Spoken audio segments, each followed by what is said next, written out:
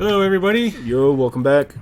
Welcome to episode 14 of the Anime Mystics podcast. Wow. This is, episode 14 now. Jeez. All right. This should be a full episode. Yes. Not a split episode. Yes. We have pretty much all the episodes to talk about. Yes. Except for a couple we had to cross off because I have not caught up. And actually, I'm putting on hold, so, yeah. Nice. That would be Fire Force and Vinland Saga. Mm-hmm. So I'm putting those on hold because I'm already too far behind. But I will be trying to catch up to those during the winter season because I'm going to be taking a break from watching anything new just to catch up on stuff I have on hold. Except Fate, right? Except for Fate. Okay. Well, is that coming out? That's fall. That's October, yeah. Yeah, so we're good on that one. Okay. The season after that. Oh, so after New Year's. After New Year's is what I'm taking off. Okay. The only new show I'll probably watch is Bang Dream because the third season comes out. So, other than that, everything's going to be old that I need to catch up on. Okay. But yeah, we finally caught up to everything else. Yes. I know it took you a little bit to catch up to Dumbbell. Yeah. I kept pushing it off and pushing it off. Like I said, if it's not on Crunchyroll or some streaming service, it makes it more awkward for me to go and watch because I have to go old school and get the torrent. You know, I mean, not that I condone that or anything. I mean, I have to find alternative ways to view it, you know. Don't torrent. Torrent is bad. Support the anime industry. Yes. But, yeah, it's when it's like just on Crunchyroll or something, you just throw it on there and don't even care, you know, and when it's not, and especially with all the stuff that's going on with Funimation, I really personally don't want to support them, so hey. Yeah. And it's a Funimation show. So. It is. So, really dangerous waters now. Yep. So, but yeah, I have to basically come around to find other ways to find it, or yeah, to watch it. So, that was my big holdup, but it's still a great show, and I almost feel bad for taking so long to get around to being caught up, but yeah. Yeah, it's one of my favorites this season. Yeah, I can believe it. And again, it's just so surreal to be going to the gym and watching an anime about going to the gym all at the same time. And I'm honestly thinking out of the back of my head, like, how can I actually implement some of these routines into my So yeah, but yeah, it's good stuff. A lot of them you can actually just do here. Yeah, it's true. You can. Yeah. They make a huge issue about pointing that out. They got to the way to be like, you could do this in your house. It's like, really? So it's yeah. Just don't break any chairs. You're good. I saw someone meme that into JoJo style. I was like, oh my goodness. But yeah, we're all caught up, and now it's time to get to some discussions. Yeah, we're gonna talk about some animes, and then I was discussing it with Roman. I'm actually not gonna do any Fate talk tonight. I'll get a little bit into the why later on when we get past the anime section, but. I'm going to just be going into EVO, my EVO experience, and my Crunchyroll experience, which, as of this recording, was this past weekend. So, like, it ended on Sunday of this week that we're recording. So I just wanted to talk about that and recap EVO, since EVO was now a month ago. Yeah. So I wanted to just kind of touch up on that and how all that was. And then... next time we'll see where we're at. We'll probably get back into Fate news and all of that good stuff. But yeah, for tonight, for this episode, we're going to be doing some anime recaps, con recaps, and then we'll get you guys out and out of here. Yep. So, first thing we got is Tejina-Senpai. Magical Senpai. All right. Yeah. You've been caught up on this since... always, right? Yeah, I've been watching it fairly often. Yeah. Regularly. I think that was the word. Yeah, I'm just stumbling on myself. No, I do that all the time, so... just overcomplicate things. Yeah. It sucks when I'm trying to do it when I'm trying to talk during a reaction, and I'm doing the same thing. And you're reading subtitles, and I'm like, what word am I trying to use? You know what I'm trying to say. Yeah, just start speaking Japanese. But yeah, we're Tejina-Senpai. Yes. This episode, they went to the beach. Yes. The beach episode that every anime like this usually gets. You have to remind yourself, too, that technically this is still summer. Even though it's September as of this recording, this is still considered a beach episode, and this is a summer anime, so it was, like, mandatory. It was kind of nice not getting any magic. Except for, like, one or two tricks. Yeah, in a way, you feel bad because she set off the fireworks. Yeah. And then they lost their bikini tops, and I was like, oh my god. Well, the guys got a good view, though, after the balloons exploded. Yeah.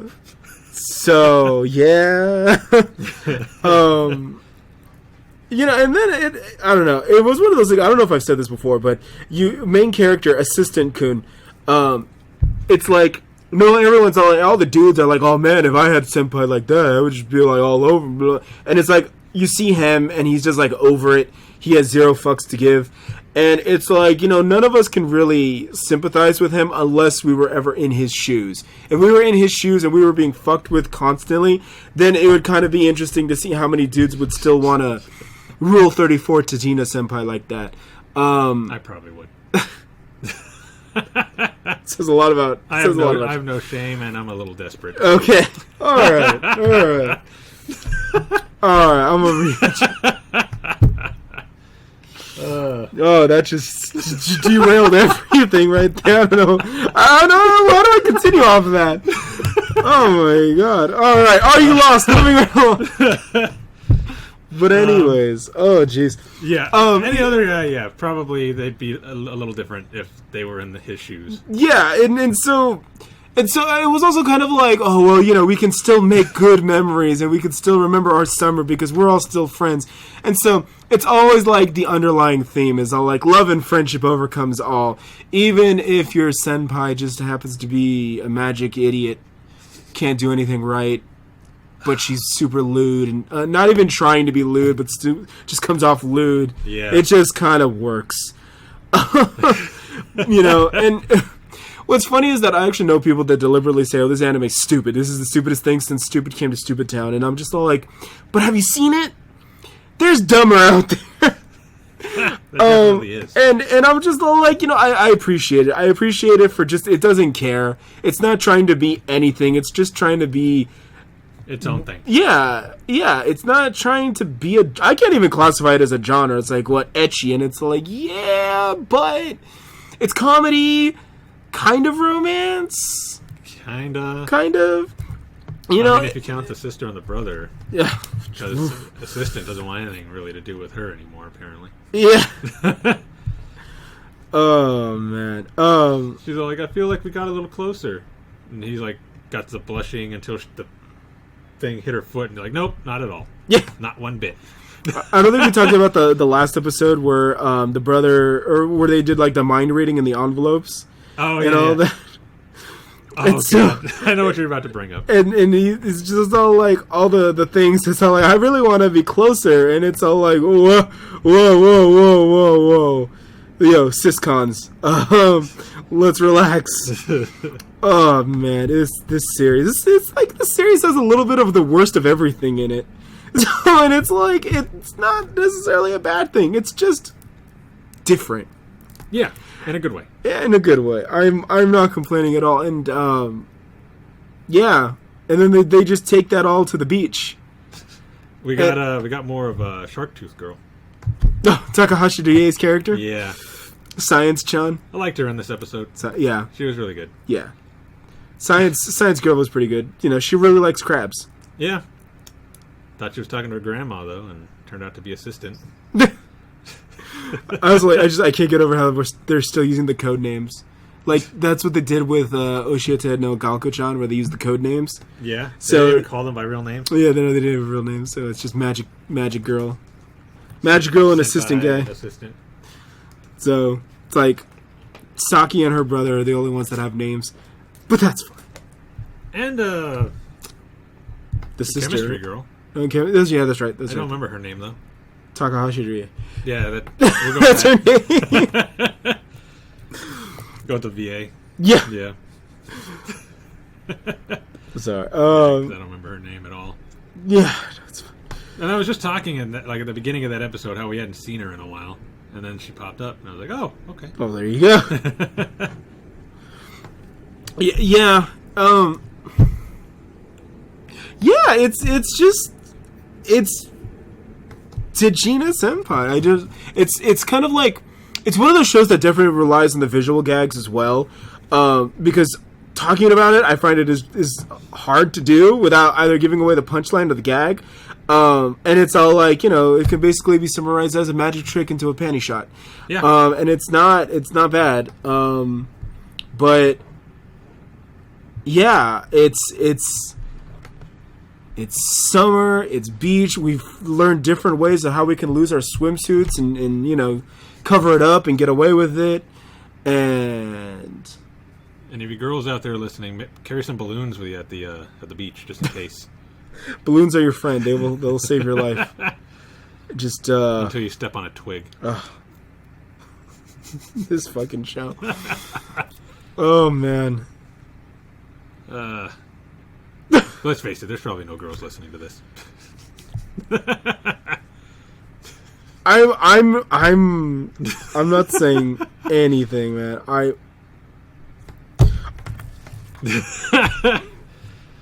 Okay, Tejina-Senpai, go watch it. Okay. Let's move on to the next one so I can not feel so bad. Let's talk about Are You Lost? Are You Lost? And yes, I am a little bit. Let's see. Before this episode, last episode was mainly about a lot of the things that the main girl's learned from her dad. Yes. I think we got like 6 or 7 different things that she learned. That I was impressed how like every year, ever since like 7 years ago, they were like in a different country. Yeah, I was just like, oh my god. And not just on vacation; they were stranded. They were stranded when they were in the Middle East, and the dudes are like, "Yeah, our guy just straight up stole our camels." I was like, "What the fuck? Who does that? What kind of an asshole just straight up is all like, oh yeah, I'll guide you. By the way, yoink." Taking your camels. Jeez. I was like, oh my god. And they're just so casual about it. Like, I would assume this dude who's a survival expert probably has killed a dude or a couple before in his life. And it's like, he's just not gonna like straight up murder a camel thief? I find that hard to believe. The guy is probably long gone. He probably couldn't find him. Oh. I mean, sure, you could probably look for footprints in the sand, but the wind will probably just blow those away like right away. Okay. So you'd probably just lose track of them. Sure. That's what I'm going with. Okay, that's my story. I'm sticking to it. Okay. All right. I'm just saying. Plus, dude. he probably doesn't want to kill somebody in front of his daughter. That's probably the more reasonable excuse. Quick, look over there. There's some moose balls. Where? Snap. Dude's neck. Oh, he just went to sleep. Yeah. He's doing survival sleeping. Oh my goodness. Yeah, I really like the dad though. The dad is actually a great character.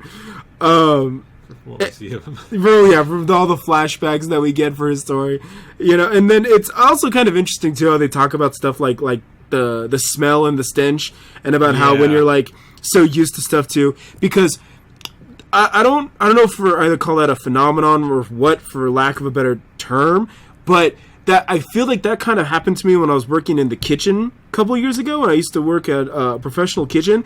Like, when you're starting, you smell like everything smells good and everything smells... But now, like, even to this day, I can't really smell a whole lot, because you're constantly bombarded with smells. It just kind of, like, congests you or clogs up your nasal passages.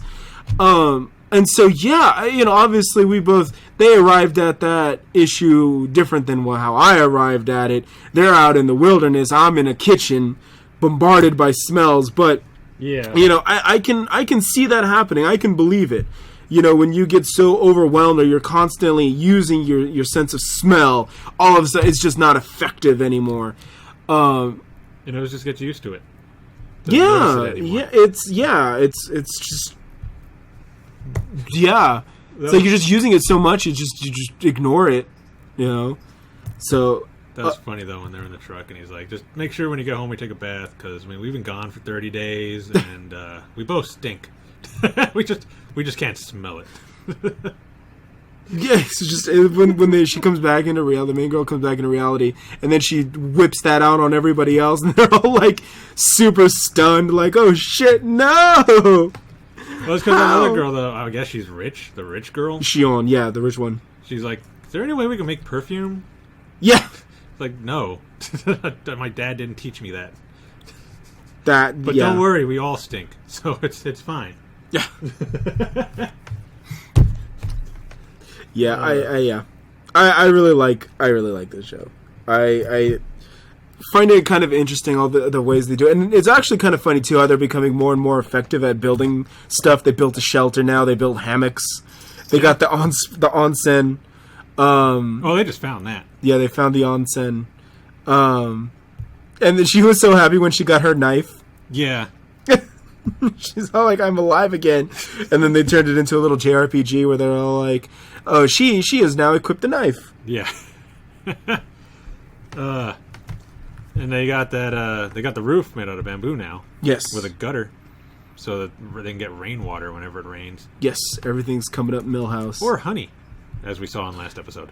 Yeah, she's kind of a badass, though. Honestly, just diving into the beehive like that, like damn. Yeah. Also, I don't know about that whole lying on the ground thing. It's all like, isn't that what you do with bears? But just lie down and be still. Yeah, it's like I just kind of feel like I'll lie down and be still and get stung all the time. True, same. Don't care. Same. It's like you're irritating them, and yeah, they probably just want to sting you. And I apologize. I'm not really like a bee or whatever, or biologist or animal biologist or anything like that. But zoologist.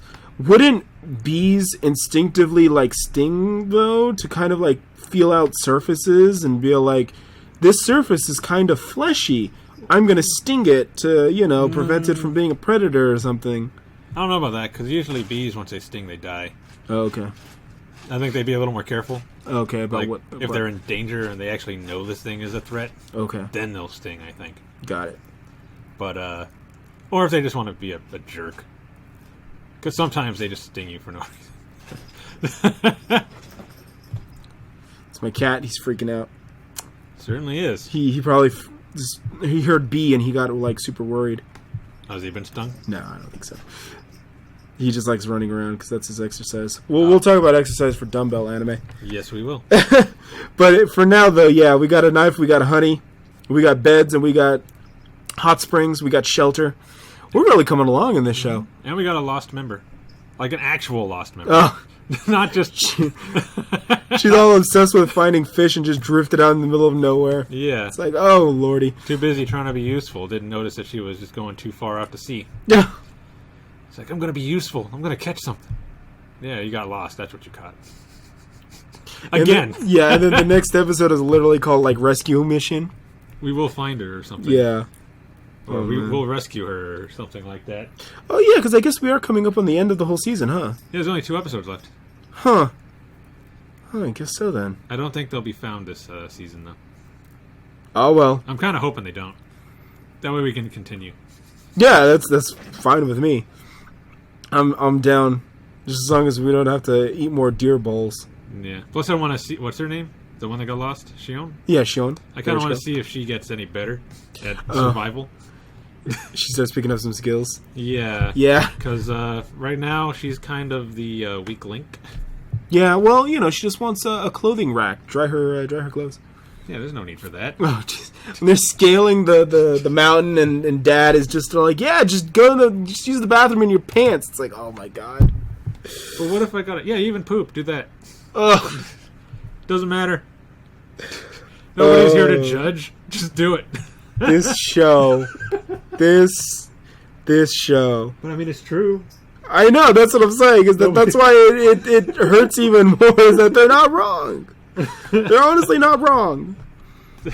Nobody's gonna care. It's just you. Like, even the sporty girl was like, nobody cares. Nobody cares if they see your underwear. It's just us. Yeah. What am I gonna do? I'm not even wearing any. Yeah, the athletic girl was straight commando. I was like, all right, hey man, do you survival, man. This was the second anime I watched where someone went commando. What was the first? Hensuki. Oh. Yeah. Which is one I guess I need to watch. At some point I'll get to that. Yeah. It's interesting. If you like fetishes, you'll like it. Well, you have me curious. It depends on the fetish, I guess, but I don't know. We'll see. Well, there's something for everybody. Okay. Just about.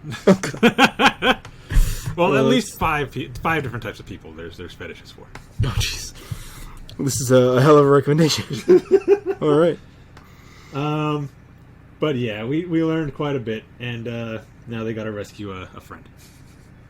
Yeah, so we'll see. I mean, it's coming together. Like I said, it still reminds me a lot of that DS game Lost in Blue, especially as they're coming up with tools and building shelter and fishing and collecting food and all that. Really reminds me of that. So, and that's not a bad thing because I actually liked the Lost in Blue series, so I'm definitely invested. And again, it's Moe girls. I still love the opening, how they're just basically dancing like idols. And I'm all like, aren't you guys like 3 steps away from dying? But you guys are so happy. And I'm like, all right, And then we get gratuitous underwear shots. So I'm like, all right. The rest of them are kind of picking up the slack. Yeah. I know I shouldn't be so hard on Shion, but I mean, yeah, I have no problem with Shion. I think it's perfectly fine. It's just a typical Ojo-sama type. It's like she'll learn or die trying. She'll come along. She's close to dying, so you better learn quick. Well, you got your bottle. Start pedaling. Yeah, I hope she knows how to paddling. Hope she knows how to swim. Well, we'll see. We'll see what happens. Yeah, we got 2 episodes. I think she's gonna come through. I think that she's gonna develop a lot more. I'm sure she will. It's only been, I don't know, how long have they been on that island? Oh God, has it been like a month? A month, I think. Less than a month? Well, yeah, I think it's been a month. I think it's been like a month. Yeah. So yeah, jeez, I mean, still after a month, you don't know how to do much. She's doing her best at lying in the shade. That takes work too. I'm sure she'll learn some skills. Yes. There's got to be something she's good at. I mean, she did help them make some French cuisine that one episode. Yeah, see? she's good at stuff. Yeah. A Joe-sama stuff. Offering up her pee and stuff. That counts. It does. I mean, you can rely on her for that. God, we've really come a long way in this show, haven't we? From pea to fish and honey and what? Yeah. They've gone through a lot. Yeah. Okay. Mm-hmm. All right. So we'll keep going on that. But that's pretty much it. That's all I got to say on Are You Lost? Closing thoughts? Well, let's see how they get her back, or if she finds her way back herself. All right, to be continued. Yeah. All right. Next on the agenda, we got dumbbells. Dumbbell. After so many weeks, we got dumbbells. Man. Okay. So, couple things. Again, I've said this a couple of times now that I've been going to the gym ever since June. I signed up on my birthday, and I honestly thought that it was going to be more dudes looking like Machio, but actually it's more like it's just all old people. Like, there's almost like double the amount of old people at the gym than like dudes that look like Machio. Trying to cling to that last second of life. I guess. I'm joking. I'm joking at the old people who are listening. I'm just joking. But to be fair though, those old people at the gym, they go hard. They do. So they would probably be able to run circles around us. Oh, that definitely run circles around me. So I don't like running, so. Oh, yeah, they go hard, man. They do the full aerobics. They do the machines. They'll be there on the weight machines. Man, it's like they're like Netflix version of a Machio. It's like, manga, anime, Netflix. Yeah, they're the Netflix version. They're the real live action. They're the Netflix. Yeah, and they don't give a fuck. They go in, and I have nothing but respect for them. Yeah. But yeah, I mean, I like it. I like how it's like, it's super dumb. It's super over the top. But then when they actually start like talking about routines and how to use machines, it actually is based in reality. Like, those are all effective methods. To be at the gym, to use the gym effectively and efficiently. And then it's all like, oh yeah, okay, I can kind of get to that. And then they throw in a fan service shot, and it's like, there you go, there's your motivation. Yeah. I think I'm fairly convinced, though, that the teacher is best girl. I think teacher is definitely best girl. She definitely is. So, I think that the one I'm most indifferent to is probably Russian girl. Xena? Yeah. Was that her name Gina? I think was it. I've seen two different spellings. Okay. I've seen Xena and I've seen, like, with a Z. Yeah. And I've seen Gina. Okay. So I don't know. Okay. I kind of like her because she kind of reminds me of a Chunibyo. Yes. And how she learned about Japan watching Jackie Chan movies. Yes, no, I kind of felt that I was living vicariously through her because I was like, that was me when I was like, oh, Japan's amazing, Akihabara, let's go, idols, yay, video games, anime, yay. And then you get out there and you're like, oh, there's like restaurants and shit and clothing. They actually eat out here? Yeah, what? Aren't they all they're all Gundams, right? So, yeah, I was like, oh, I know them feels. I know exactly where she's coming from.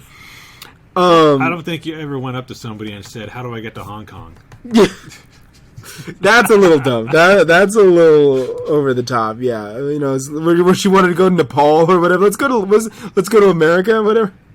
Yeah, she's kind of confused. Yeah, she knows Japanese from anime.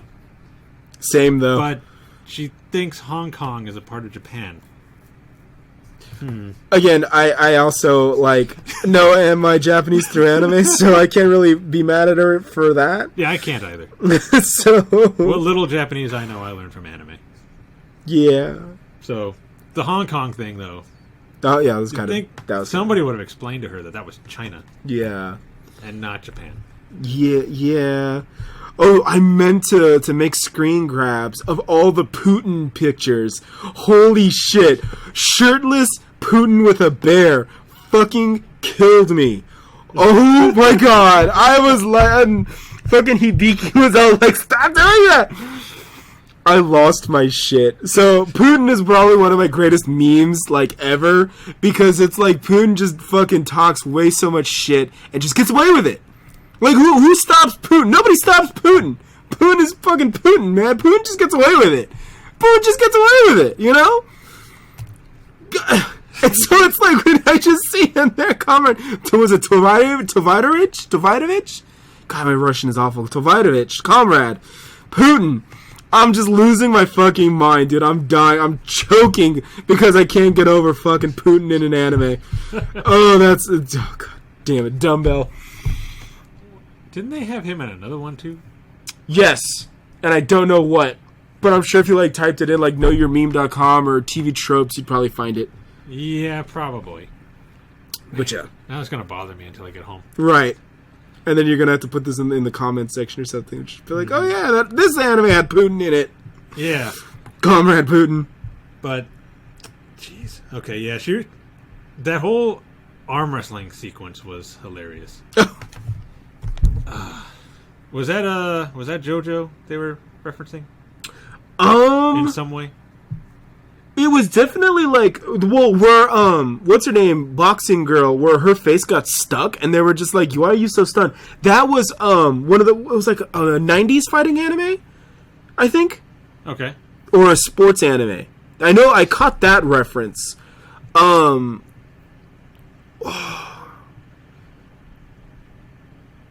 Yeah. I gotta be honest with you, I marathoned like 5 episodes, so it's also kind of a blank to me. So I'm sorry. Oh, man. Yeah, that's the only reference. I mean, I'm more like caught up with the Arnold Schwarzenegger memes. Those references, I caught all of those. You mean Barnold? Yes, Barnold, because Arnold is that guy that says, I'll be back, helps the little kid, and that's completely a different guy. Yeah. Totally different guy. That's the second time the teacher has, like, realized that something's not right with this. Because she did the same thing with Muscle King. Yes. It's like, who's this? She thought it was Kenshiro. Pretty positive she thought it was Kenshiro. I mean... Like everybody else who saw him at first. No way that's Kenshiro. That's Muscle King. Come on, you can't tell the difference? Who's Muscle King? What's he from? Dude, he's so popular. You don't know who Muscle King is? He's one of the hottest things. Sure, whatever. And then this one. Weren't you in that movie where you were that robot that came back from the future to get that kid and you had that tagline, "I'll be back"? No, that's the other guy. God, God, you can't tell the difference. Jeez, so rude. Look at him. God, this is Barnold, from Conan the Red Bull. The Red Bull. God damn it! I fucking nobody even knew who he was. Except for those two. Fucking Barnold and Putin. I can't. I just can't. I fucking can't anymore. I'm sorry. Hibiki and her friend were the only ones who knew who he was. Everybody was like, "Who is this guy?" And don't forget Jason Statham. Yes, thank you. That was the other one. Yes. Oh my god. Damn it. God damn it. His secretary. Oh my god. Jason Statham. Wow. Good thing the teacher wasn't there for that one. Yeah. I actually had a friend that actually cosplayed Hibiki at Crunchyroll Expo this weekend. Oh, did you? Yeah, she did it on Sunday. Nice. Yeah. That's awesome. It's pretty easy. Yeah. So it's something you can throw together in like a weekend. Yeah. I think. Yeah. Unless trying to do muscular Hibiki. No, I think she was just like, shorts and a tank top. Yeah, that'll do it. Yeah. Boom, cosplay. I'm Hibiki. Yeah. When they were promoting, what was it, like the DVD or the Blu-ray or something, they actually got like bodybuilders to go and actually promote it. It's pretty cool. They're already promoting the Blu-ray? They did some event, I think, in Akihabara. And so they got some, like, some gym people to come out and kind of, pose around and all that. Yeah. Nice. So I thought that was pretty cool. I think that was on from like Sora News or one of the anime blogs, websites. They were talking about it, and I was like, oh, that's pretty good. Did they get Barnold to come in? No, I think Barnold was busy. Oh. Yeah, so unfortunately he couldn't make Getting ready for Vegas, huh? Yeah, the world bodybuilding is coming up, and Yeah. he's checking in all his pupils. Mm-hmm. So I don't think Barnold can make it. It's funny. He dropped his phone in the water, lost his Machio's number. Machio just straight crushed his, straight smashed. I honestly thought that one of them was going to say that. I actually thought Barnold was going to be like, yeah, I just crushed my phone in my hand. I was like, oh no, that was Machio. Oh, okay. And then apparently, did you know that when you climb trees, you have to do it naked? Or at least in your underwear. Naked. You have to do it in your underwear, yeah. That's the most effective way to climb a tree. Well, because, all the sweat will help you stick to the tree, so... Yeah, that's how this stuff works. Yeah. And I will admit, too, I love the demon teacher. Oh, demon teacher is fantastic. I absolutely loved her. It's all like, they're making old woman jokes about her, and she just straight fucking goes like the Ring. Yeah. I'm like, yes! I fucking love it. Oh, God, I love it. Just all the teachers are great. Even like, the teachers are pretty much like the best. Yeah, the teachers are the best. Yeah. Even when like she was when she noticed that they were lost, the others were lost, and then she even got serious. Her eyes opened up, and it's straight. She has the black sclera in her eyes, and it's like, oh my God. That's just like a permanent thing that's fucking terrifying and amazing all at the same time. And she's married. I wonder if she scared her husband. Yeah, married with like 2 kids. Yeah. Yeah. I'm only, ironically enough, I'm only 1 year older than her. I'm like, oh, goddamn. How old was she? 34. 30? In the show, 34. I'm a year older. Yeah. Yeah. Because it was like, she's 34. The teacher that actually goes with the kids is like 30. And then the blonde one is 32. So I think it's like, 30, 32, and 34. Yeah. They're still pretty young. Absolutely. Absolutely. I mean, I'm sure in the Asian culture they're considered old. And they need to get married now, except for the one. Anything past 20-year-old. Yeah. I see that a lot in the Korean dramas. Where they're close to 30. They're like, why aren't you married yet? It's like, because I'm looking for the right person. Well, obviously they need to hit the gym. That's the whole point, man. Yeah, that's the thing. Got to hit the gym. Find your Machio. That's right. Because everybody who's joined the gym joined because of Machio. As soon as they saw him. Yeah. I just realized that. I rewatched the first few episodes. As soon as they saw him, they're like, sign me up. Yeah. Fucking Machio. He's taking all the waifus. But he's also God, though. He's the god of muscles. Yeah, the muscle god. The muscle god, man. That was funny. They're bowing to him Yeah. on stage. He psychically blew everyone's clothes off. or psychic, yes, psychic, right? Not telepath. Telepath is where you can move objects, right? And psychic is where you can just read minds. Isn't that the difference? Something like that, yeah. Okay. Yeah. If I'm wrong, feel free to correct me in the comments. Thank you. Yeah. But yeah, We're Macho is not missing. experts here, so. Yeah. I'm not a, is it Kiniku Oni-chan? No. So, oh man, this fucking show. Okay. Again, it's one of my favorites this season. Yeah, no, absolutely. I still don't do protein drinks though. Personally, I don't do protein drinks. I'd rather just eat the meat. Quite honestly. Yeah, I'd be like Hibiki. Yeah, I'd honestly. go to the restaurant and get 3 steaks. Honestly, the very last year, so last October when I was in Japan, that was actually the first time I ever had a jelly drink. In Japan? Yeah, and I believe we sell those here in America. Like, I don't think that's an exclusive Japanese thing. The jelly in a pouch with the thing you suck it out of. We might. I don't know. Yeah, I think I know where to find those in our stores. But yeah, I've never really thought about them. I've seen them, or at least I've seen people drinking those pouches. I've never known what they were, but my friend was drinking them when we were over there, and so I was like, well, I'm going to try it now. And they're not that bad, actually. So it's kind of like an energy drink, but it's like in the middle of an energy drink and a protein shake.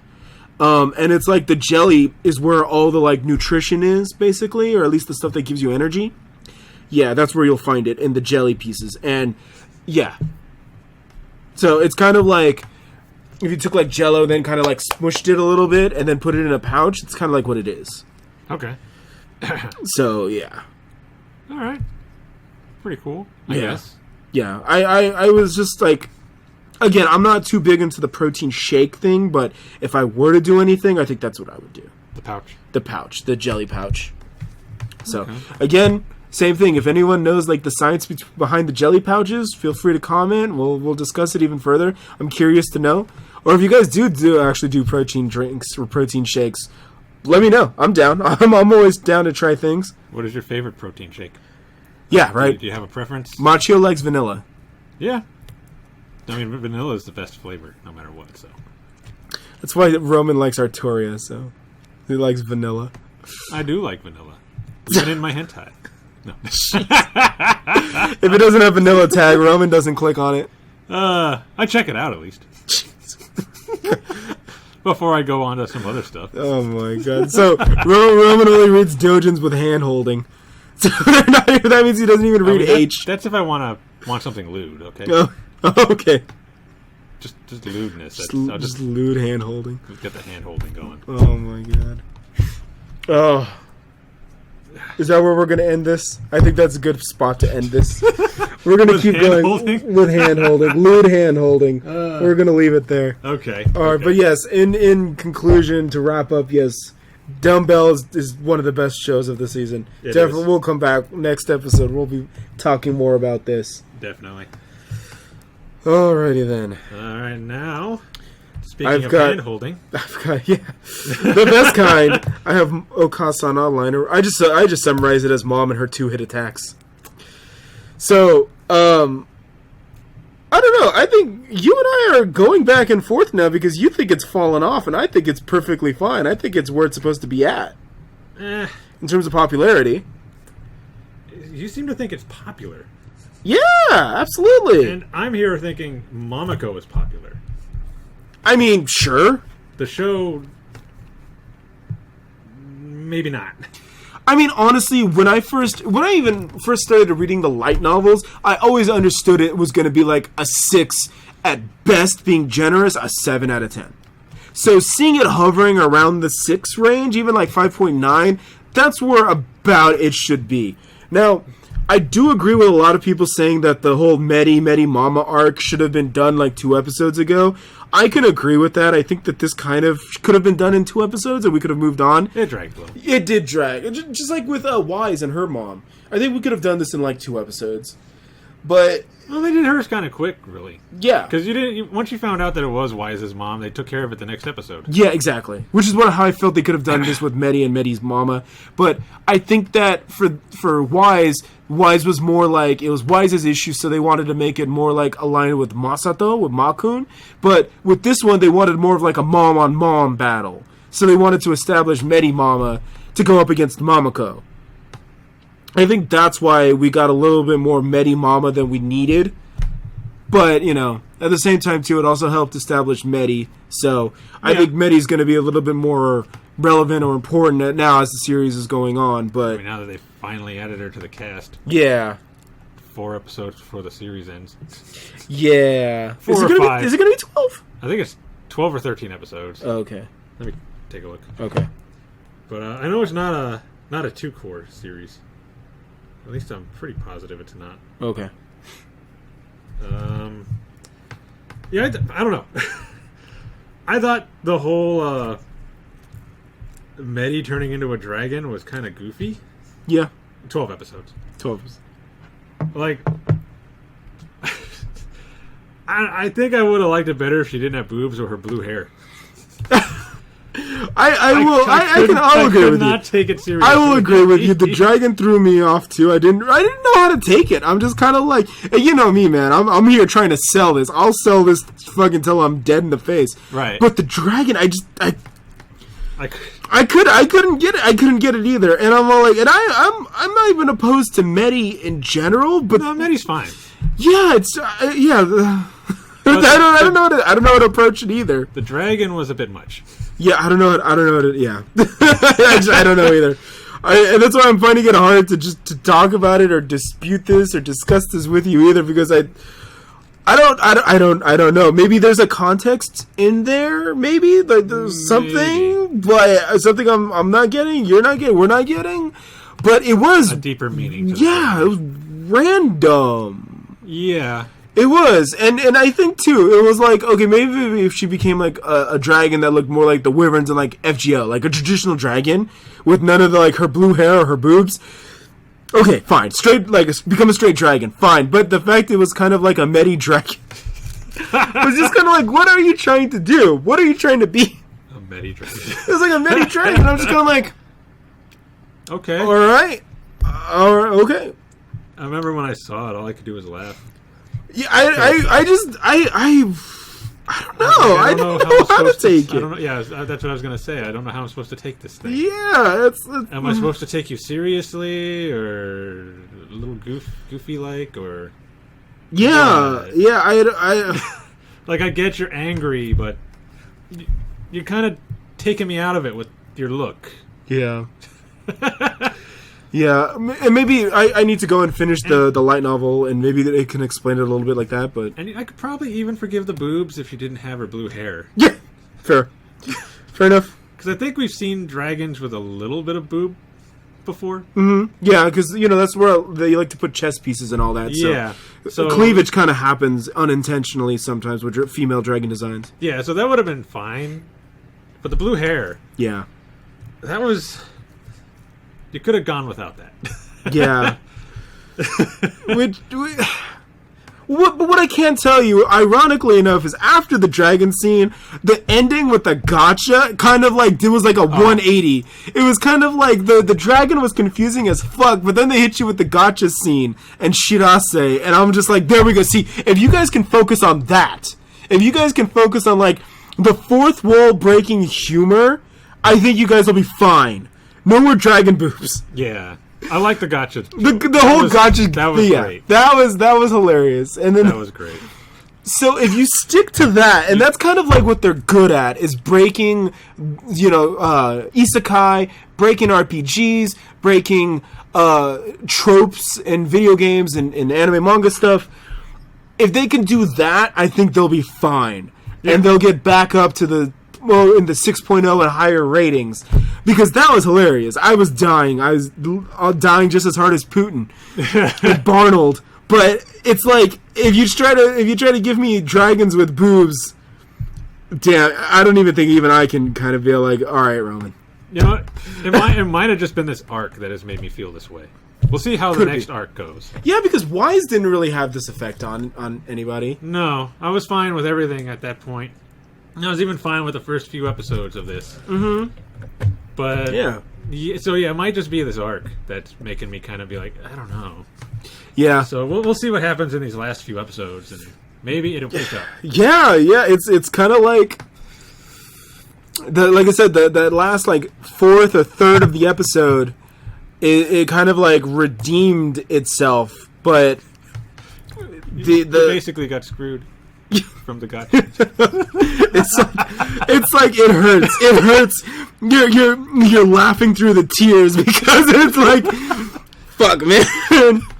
Don't do this to me. Why you gotta bring it up? I was past that. Like, I buried it in the recesses of my mind. My therapist said I was making progress. And then Okaa-San Online comes right back and brings it all back into the forefront. Thanks, mommy. Anybody who has played a gotcha game knows the struggle. That pain. Yeah. Oh my god. Of spending everything you have trying to get one item and not getting it. It's like, maybe on this next roll. This is the roll, man. I know this is the roll. I can feel it. I feel it's gonna be. This is it, man. Nope. You got 10 of nothing. Yep. And then what was funny was that they actually said that. It's all like, well, you're a warrior, so you got lots of HP items to go towards your already high HP. And you're a mage, so you got a lot of MP items to go with your really high MP. It's like, yep. And then the one item he did get went to Mom. Yeah. It's like, isn't this for the kids? Well, yeah. But it happens. Like, yeah. That's like getting spooked by Artoria and FGO. She's not even on the banner and she just shows up. It's like, go away! God fucking damn it. No! She could spook me any day, so. See what I mean? The show just does that. If it could focus on this breaking the fourth wall, it'll be fine. They'll be fine. Yeah. Like, the memes will come, people will watch and all that, but if the next one turns into a dragon with their hair and boobs, then expect us to be in the 4 range. I don't know. Yeah. I don't know. We're gonna see. We'll see. I will say I would like to see more fan art of Wise in them, because all I see is Momoko. Yeah. Which I don't mind. I like Momoko. I like Momoko fan art. But there are other characters. Yeah. I don't even mind if you just throw them in with Momoko. Which is typically what I say. Yeah. That's what I usually see, is Momoko with all the other characters. Yeah, that works too. Because then you get everybody. Yeah.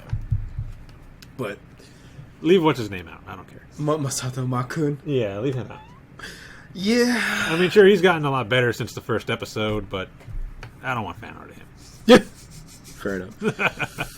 Fair enough. I'm all about the waifus. Okay. What about Medi Mama? We need more fan art of Medi Mama. I'll take her too.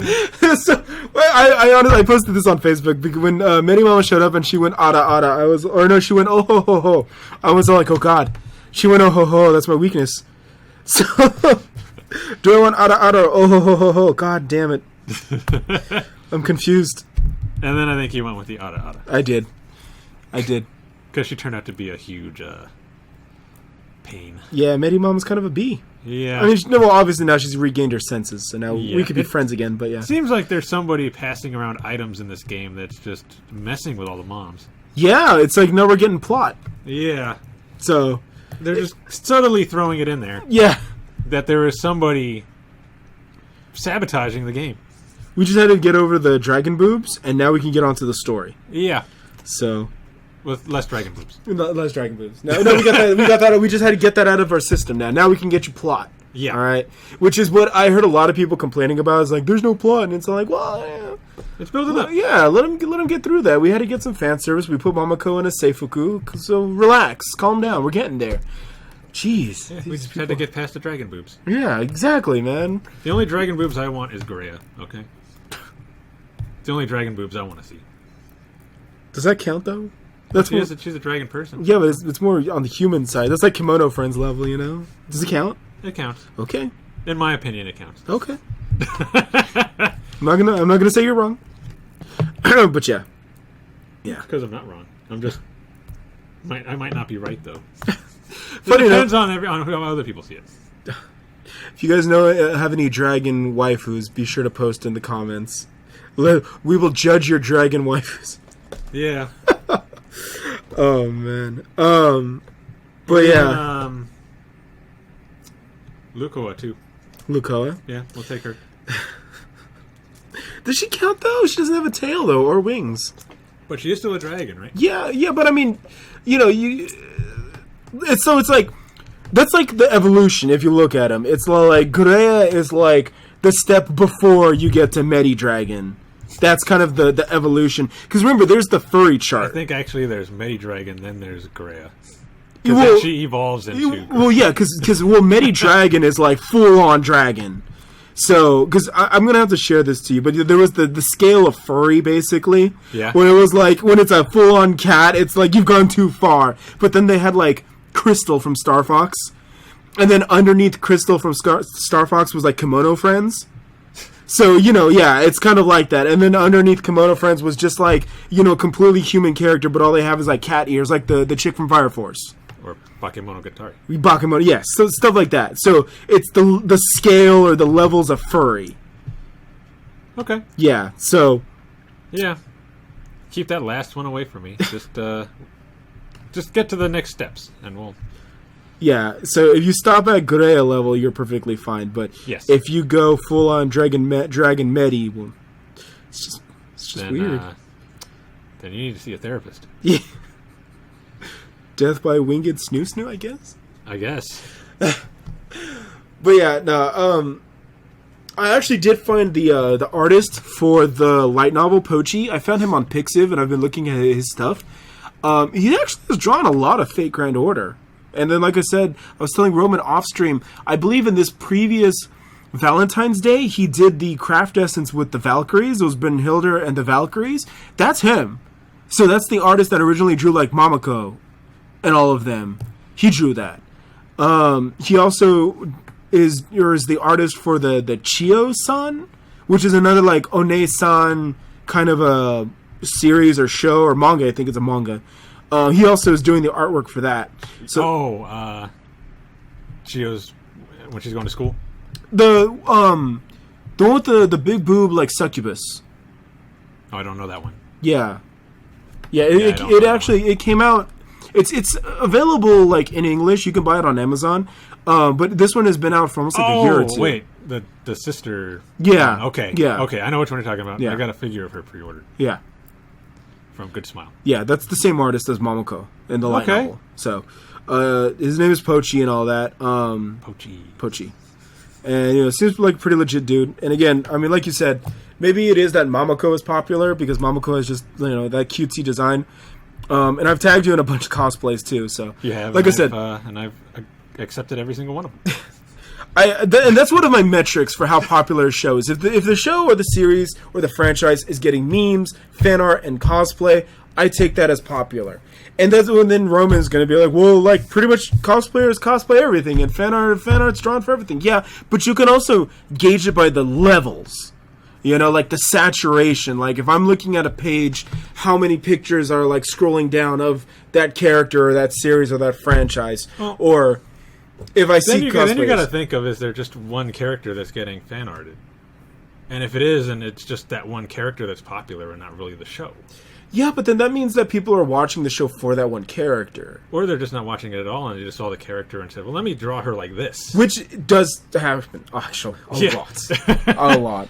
So I'm not saying that there aren't a ton of fans for this. Just, for all I know, there could be a lot. But... I'm just kind of coming out with some arguments. If you're questioning the quality of the show, because there's an argument or a debate could be had for the quality of the show too. And I'm keeping an eye out because I know that everyone was giving shit to JC Staff for their One Punch Man, and I know JC Staff is currently animating this one.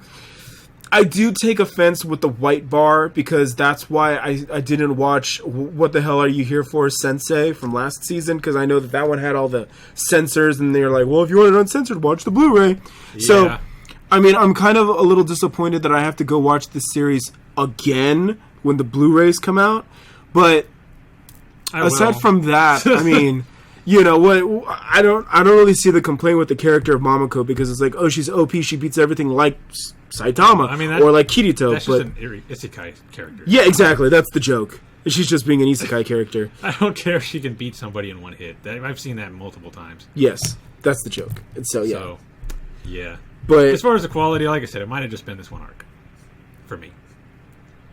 Well, it wasn't just you though; it was a lot of people. Yeah. But again, that's why I'm in the Medi Dragon. Yeah, we've gone over this already, but yeah. But I think that where we're at, I'm gonna keep watching, and again, I'm gonna check out the Blu-rays too. They're probably gonna do an OVA. Let's be honest. Oh yeah, there's definitely probably gonna be a hot spring. Yeah, like another hot spring one where it's more lewd. I actually like too how they just straight up admitted they were like, let's have our naked hot spring discussion or naked bath discussion. I was like, they're not even trying to hide it. That was funny. They're just blatantly on the open. Just like, yeah, this is where we formulate all our plans. Yeah, I don't even think I'm really arguing the popularity of this. I think I'm more arguing your thinking of what makes something popular with the fan art. Yeah, well, because again, if people aren't interested, they're just not going to perpetuate it. And again, even if it's the one person that is just like, well, I just like Momoko, so I'm going to draw Momoko. But when you get that out there, and then that gets in the hands of a fan, like me, for instance. So even if the artist isn't big on the show, but I'm big on the show, and I see it, I share it, and I share it with others, that, you know, starts the whole cycle, and they start watching the show. And, you know, this person doesn't, but this person does as a result of this post being shared. And so it just kind of, like, becomes that cycle. And, you know, that does go into it. So, again, that's how one of the metrics I use to determine a show. Because, like, for instance, like Are You Lost? I don't see shit on Are You Lost. Like, nope. No talk. No fan art. I went on Gelburo. I went on Pixiv. I don't see shit. And I'm all like, this is like a bunch of Moe girls doing Moe shit. No one gives a fuck. No one is even talking about it. I saw one person when I put up like my very first screenshot from like the first episode. She was like, "Oh yeah, this show is out," but she likes Yuri. Like she's a Yuri fan. But there's like no Yuri in this though. Well, there's fan servicey Yuri, but you know, in terms of like citrus level, no, none of that. I don't know. Fan service is fine, but I don't consider that Yuri. No, it's not. She likes that. She likes, you know, girl on girl friendship, even if it's not lewd or anything like that. Okay, friendship. She's fine with it. Kind of, yeah. Okay, I guess. Yeah, girl on girl interactions, stuff like that. She's a fan of that. That just seems like friendly stuff, though. I mean, for all I know, maybe you're right, and she got disappointed when she's all like, "Oh, they're not making out." Off. Maybe. Because again, I'm not seeing anybody talk about it. That's the point. No one's talking about it, and it's not that bad. It's pretty funny, all things considered. But no one's talking about it. I even liked the page, the actual Facebook page. Are You Lost? There's like 78 likes. That's it? Yeah. I'm like, I think it is one of the shows I got the least views on. Yeah. How many views do I have on this one? So going back to my point, that's what I'm saying, is that when you see the cross-talk, the social media talk, that's how you can kind of see if something is everyone's on it, everyone's talking about it, everyone's having fun with it, and sometimes it just doesn't happen. So Already Lost has 25 views after like 3 or 4 days. Oof. Yeah. Remember, guys, if you don't get that to 50 views, Roman's going to kill it starting next season. Yep. He's dead serious. You just see his face right there. And he says, "Yep." Mm-hmm. He's all like, "I will take that bitch to the back, pull the shotgun, 2 right in the back of the head." Don't care what show it is. Sorry, Momoko. Actually, I think Momoko would be on the chopping block. Really? No, Momoko! Tejina-Senpai would be on the chopping block. No! Sounan Desu Ka. Wow, all the good ones. Okaa-San Online, episode 7 had 18 views. No, Momoko! But episode 8 had 29, even still. Lord El-Melloi would be cut. Man. Girl on Tuesday would be cut. Brutal fans, man. Hensuki would be cut. Given would be cut. Practically everything except for Demon Slayer and Dumbbell would be cut. Oh man, I've got some stuff to say about Demon Slayer, but we're gonna get to that in a minute. We got to talk about Detective Waiver. But okay, in closing, Okaa-San, like I said, I'm still watching it. I'm still in it. I can't explain Medi-Dragon. I hope we don't get that again. And if that was, the last podcast we discussed Roman's issue with mommy and the term of mommy. This episode we discussed the Medi-Dragon. Speaking of which, there was a comment about that. Okay, all right, hang on. Video. Okay, maybe we're not done yet, guys. It was Wiru-senpai again. Okay, what's up, Wiru-senpai? Basically, he brought up the same thing you did that episode, saying that she calls herself Okaa-San. Yes. Which translates as mother or mom. Yes. He also states that he hated the last arc with the whole school. Thought it was slow, boring, and 2 episodes too long. And also, he says if the next arc doesn't pick up on the comedy satire, he's just going to drop it. Wasn't that what we just said? Pretty much. What we just said is that if the gotcha part at the end, if they focus on comedy like that, we'll be fine. See, I see. We're all on the same page. How funny! We're all on the same page. See, so it's like people that are watching the show, actively watching the show, following the show. We're all like on the same page. We're all thinking the same things. That's so funny. So that also tells you too what the fans are kind of thinking of, and what they're looking forward to, or what they're kind of in the mood for. Basically their whole state of mind. Now I'm getting all super deep into this for Mom Online. Well, I mean, for Mommy. Now we heard from somebody else. Yeah. It's like, well, we're not the only ones thinking that. Yeah, no, and it's the same. We're all finding the same issues. It's like we can't explain the dragon. We can't explain the kind of over-the-top story arc. Even though I think the story arc did have some interesting parts. I liked when the teacher always picked on Momoko, and she kept giving all the right answers. And the Momoko's glow is like, it's blinding everybody. And so I did like all that. It had moments, but at the same time too, I agree. They should have done the Medi Dragon fight like last episode and just wrapped it all up. Yeah. Cut that whole Culture Fest in half. Yeah. And just do the last half of the episode as the fight. Yeah. I can agree with that. We didn't need that popularity contest thing. Yeah, because we all knew what the outcome was going to be. Yeah. As soon as the guy said, "We're giving everybody another chance to come up," and then she walks up. Not even to participate, just to say that food was ready. God. Oh, Momoko. Momoko for Smash Bros. Didn't even know what she won. She's like, what? Yeah. Oh my god, did you just say Momoko for Smash Bros? Momoko for Smash Bros. Momoko for Smash. That would be kind of funny.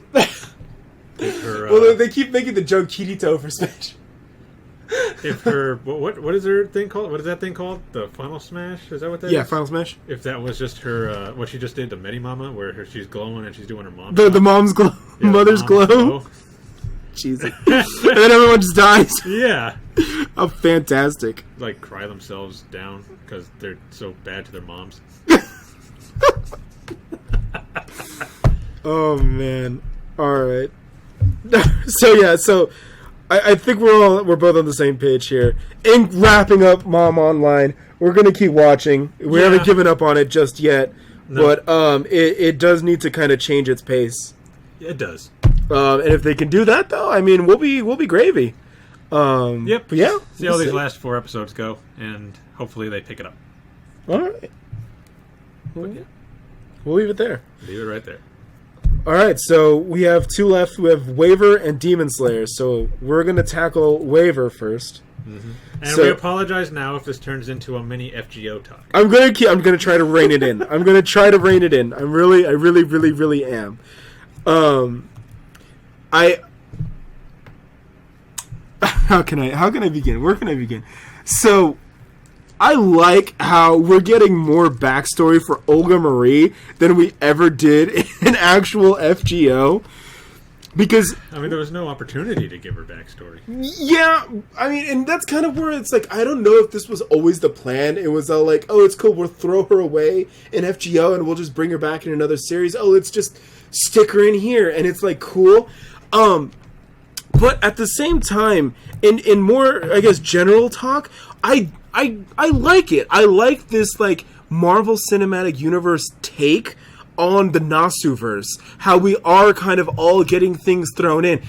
I never thought it was going to happen in Detective Waver, of all things, but at the same time, it almost is kind of giving me Kingdom Hearts vibes, in that if this was going to take place in any series, to like bring in elements from Kara no Kyokai, Tsukihime, Fate, this would be the one to do it, because you have a character who has participated in one of the major franchises, but he's also kind of neutral. He is kind of like, he can slide and glide in any of these universes and fit, because he has dealt with mages, he has dealt with the church, and Fate Zero Waver has, with Kire, with Kotomine, and so it makes sense that of all the characters, I shouldn't say Kingdom Hearts, I should say more like Tsubasa. Did you ever watch Tsubasa from Clamp?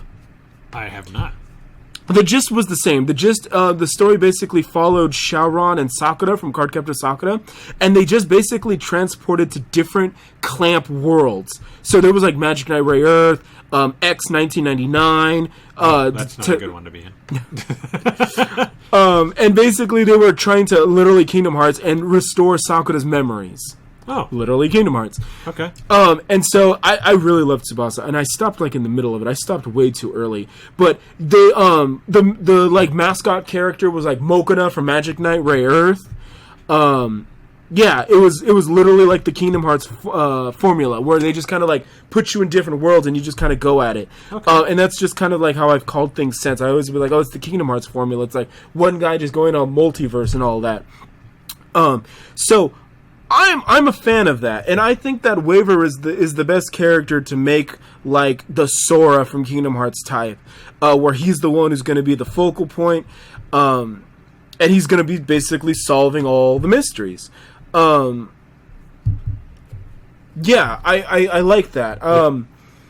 I at first I was not sure how I was going to take the train story, but I'm still kind of buying into it, the murder mystery and all of that, and just when I was like, okay, we're dealing with the mages, we're not really going to deal anything with like Fate and all that, then they bust out a servant, and I'm all like, well, there we go. We this is Nasuverse. We can't stray too far from Fate. If we go too far into like another universe, then we're going to lose people. Quick, put in a servant. Boom, we got a servant. All right.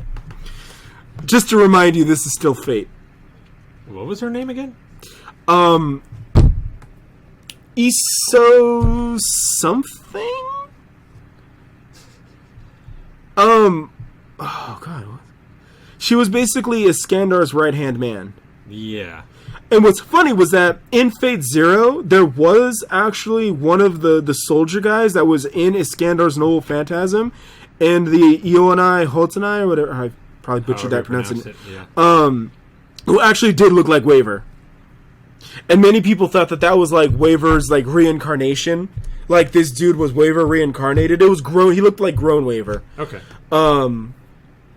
But yeah. And it's good too, because it was interesting that how they fit in like battles, because I never thought that we were gonna have like battles, especially when I heard that it's not gonna have like servants or anything from Fate. But then they put in Gray, and then they're like, Gray has a massive like scythe and she fights and shit, and I was like, okay, I'm completely behind this now. I am digging Waver like El-Melloi absolutely 100%, and they brought in Luvia, so I'm like really, really happy. So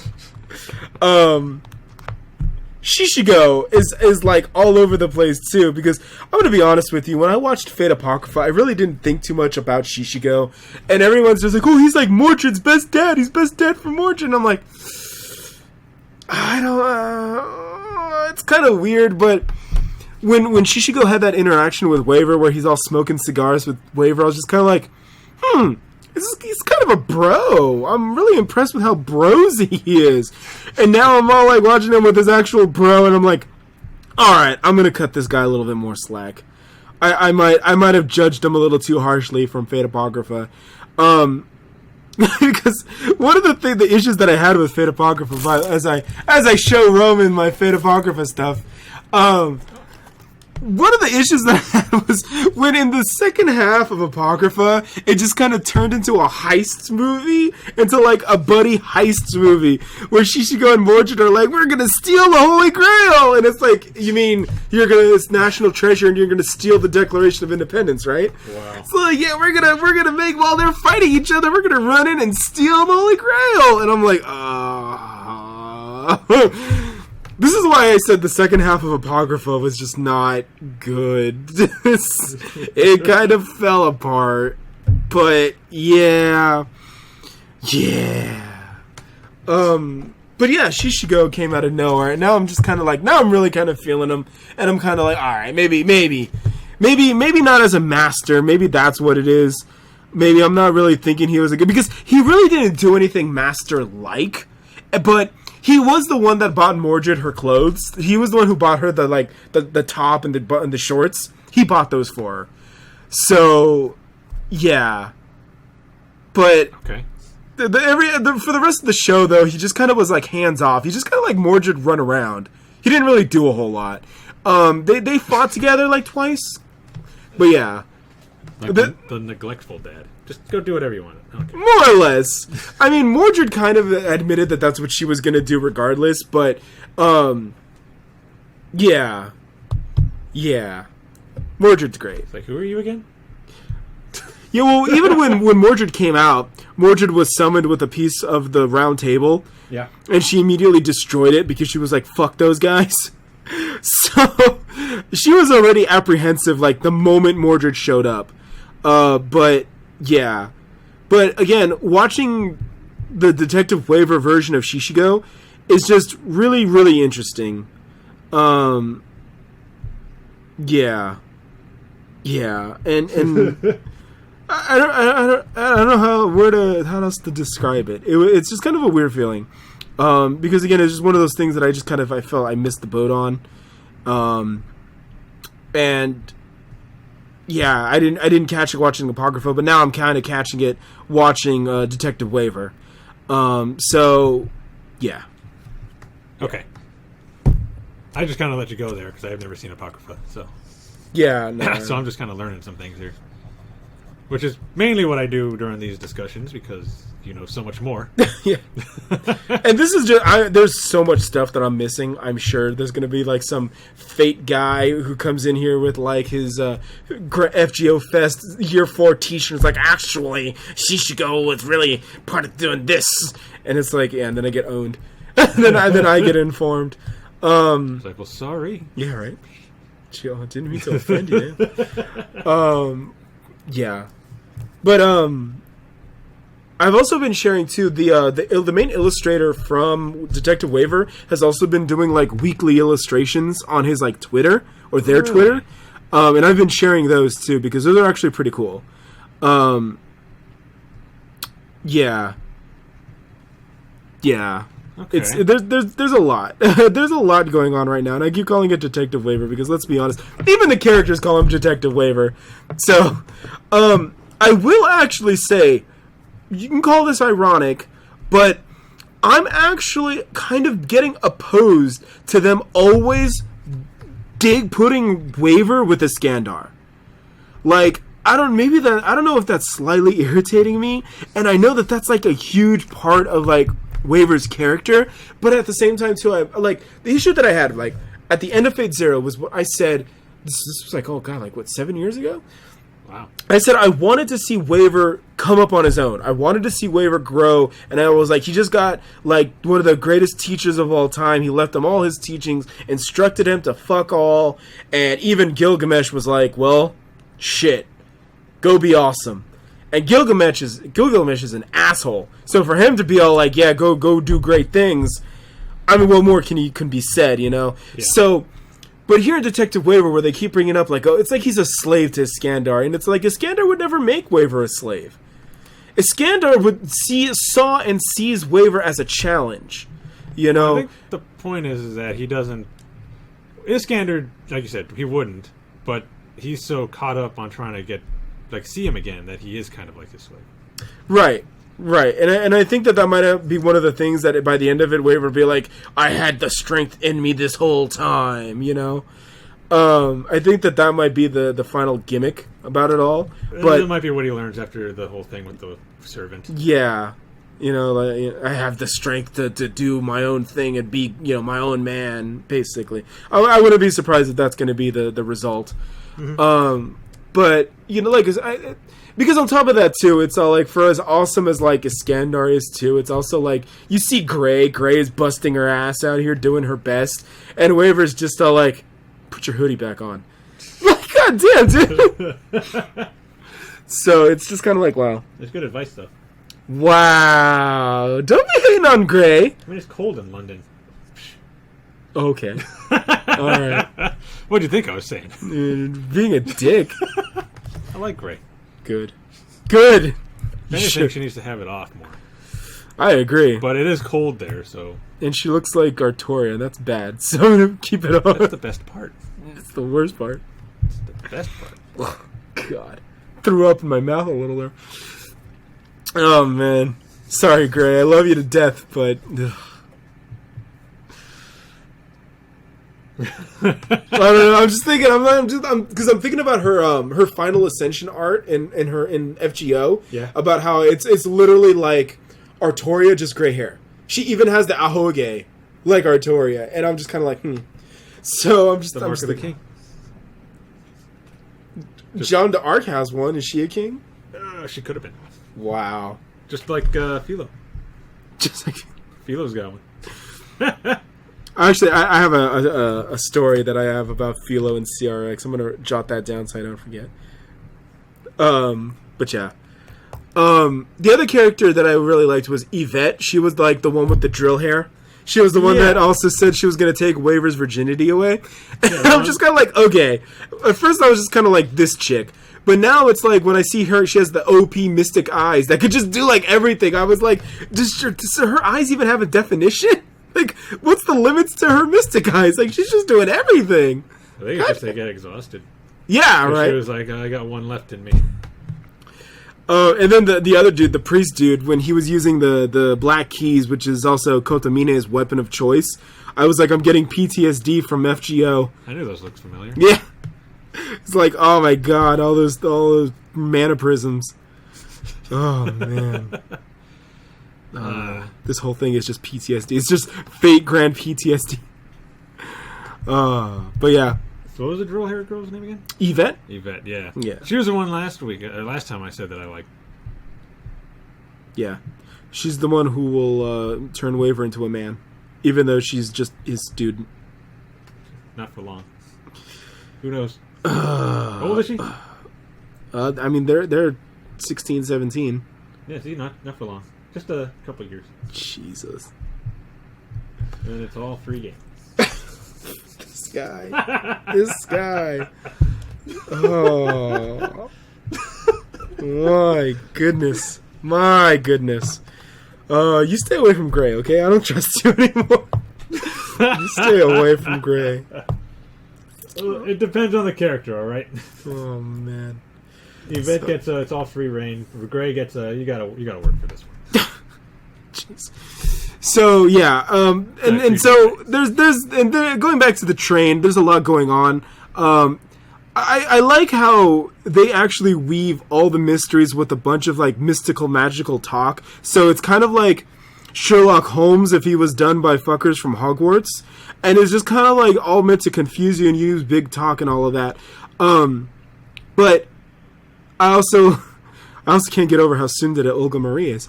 But it's great. Yeah, so soon. I'm liking it. I'm liking the murder mystery. I think the murder mystery on a train is one of the oldest like tropes that you can do in storytelling. So kind of giving it a fate kind of magic twist on it is really interesting. And this is like one of the major story arcs too for the show. So to watch as it plays out, I think I'm pretty invested in. I like that his sick friend showed up at the train. Just dying. I did like how he was all like, what, someone's fucking with Waver? Only I can fuck with Waver. I'm his best friend. And it's like, I thought Waver had no friends. I thought that was literally his whole character, was he has no friends. No one wants to hang out with him. This guy considers himself his friend. Yeah, right. Even if Waiver might not. Yeah, Miss Friend, I lent him like millions of dollars. Of course we're friends. Twice. Oh, man. All for a good story that I wasn't even told. You know what's funny, too, is in the FGO charts, Kenneth El-Melloi, the guy, Lancer's master from Fate Zero, and the guy that Waiver took over, Right. He's actually, like, one of the top 10 most requested servants for FGO. Is he? I was like, people like him?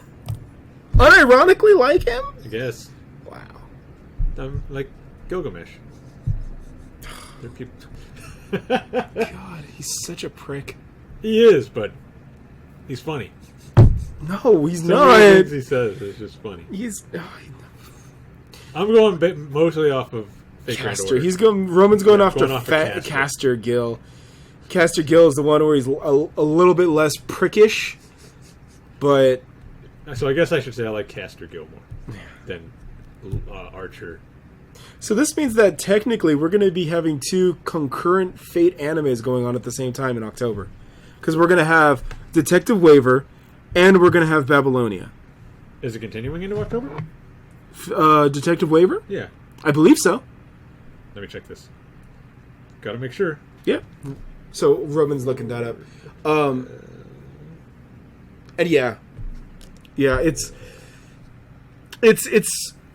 I keep calling it Detective Waiver too, because that's the general gist of it. It's like it's always murder mysteries, and Waiver is always kind of investigating it too. And I also respected too all the different forms of magecraft that they bring in. Like when they referenced Olga Marie is a family of astrologists and astronomy, and I was just kind of like, oh yeah, that is a thing. Says it's only 13 episodes. 13 episodes? Mm-hmm. Boo. Waiver, you're better than that. I guess they want to see how this does. Okay. Oh, and then I don't know if I ever mentioned this, but Rinez came out of nowhere and is making a strong argument. Like, I had no idea how lewd Rinez is. Like, holy shit, man. And I was like, I always saw fan arts that were like really making her lewd and shit, and I was just kind of like, why? She doesn't seem the type. And then I'm watching the show, I'm like, yeah, she seems the type. That's the girl that'll get you in trouble, man. Don't. Oh, trouble in a hat and blonde hair, man. Ooh, be careful with that one. Yeah. God damn, but yeah, I love it. Leave that one alone.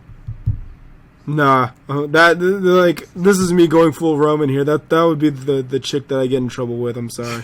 I don't know how to describe it, but yeah. God damn it. She just pushes your buttons. Yeah, she does. So, fuck. But yeah, but protect Gray. Gray is protect. Rinez is to get in trouble. So what would Luvia be? Oh, obviously for tea time and for casual conversation. So the trash then. Wow. You must be a Tosaka fan. You already know I am. God. I'm sorry. I'm all about House of Edafelt. I'm sorry. Tosakas can go burn. Guy. Yep. So Tosakas can burn. Sorry. that's fine. That's more from me. And I shared that. I was all like, oh yeah, Luvia. I was like, oh, I can't wait till Asterea comes out in the USA. They were like, I thought what happened to Not Useless Goddess? And I was all like, well, that's for now. But she's not useless. So. No, it's a meme. I know. But I know it's a meme. I see them because you post them. yeah, I tried. But yeah. Once Asterea comes out, it's all like, Ishtar who? Who? Oh, that gorilla? Best gorilla. God. Get it right. That gorilla goddess. Oh, I really need to finish Ilya. Damn, I need to finish Ilya. Wow. Yeah. Just because they straight up just go at it in Ilya, man. They straight up hair pull and beat each other. It's like, oh my god. It's amazing. I'll watch it eventually. Yeah. I gotta watch the other ones first. Yeah. Unlimited Blade Works, Heaven's Feel, Apocrypha, Extra, Last Encore. God, you have a lot of homework, don't you? I do. Don't fall behind on your game either. Carnival Phantasm. Oh yeah. And the cooking one. And the cooking one. Don't forget about the cooking one. Was it Mealtime at Emiya's? Yeah. Or something like that? Yeah. Mealtime for the Emiya family? Or... Yeah. Yeah. With best girl Arturia. Best girl Medusa. I just love when she eats, okay? I'd feed her every day. Why don't you do that with Gray? I'd feed Gray too. Alright. Not as much as Arturia, but I'd feed Gray. God, you're the worst. Oh my god. She's the worst. So, in conclusion, wrapping up, now I'm a little disappointed it's only 12 episodes, but I am really, really, really, really, really digging Detective Waver. It's a good show. And yeah, if you're a Fate fan, by all means, check it out. It's great. It's absolutely great. And I thought honestly it was going to be super serious. It's actually so dumb. There's some moments where it's just kind of like, wow, did they really do that? Before we end this, yeah, am I to believe that the girl that with the glasses is the one that killed the Olga Marie's little friend person that was with her? I don't know. I don't remember. Even if I read the light novels, which I haven't, and I want to, this is all original story. Okay. So I wouldn't be able to tell you, unfortunately. So we're just gonna have to keep watching. Okay. To be continued. So it's all new to everybody. Yes. All right. So I'm just saying, it looked like it was her. I agree. The chick from the ethics, the snake lady. Yeah. I agree. I absolutely agree. That's what I'm getting. Honestly, when I first saw Iskandar's servant, I honestly thought it was her, just as a possessed servant. Servant possession, basically, like what happens with like Waver, how Waver has the spirit of Zhuge Liang, and even technically Rinez too. Rinez in FGO has the spirit of Sima Yi, so it's like, yeah, that's what I kind of figured it was. But it's not. No, well, who knows? Well, I mean, she's in the train, and Gray's fighting the servant.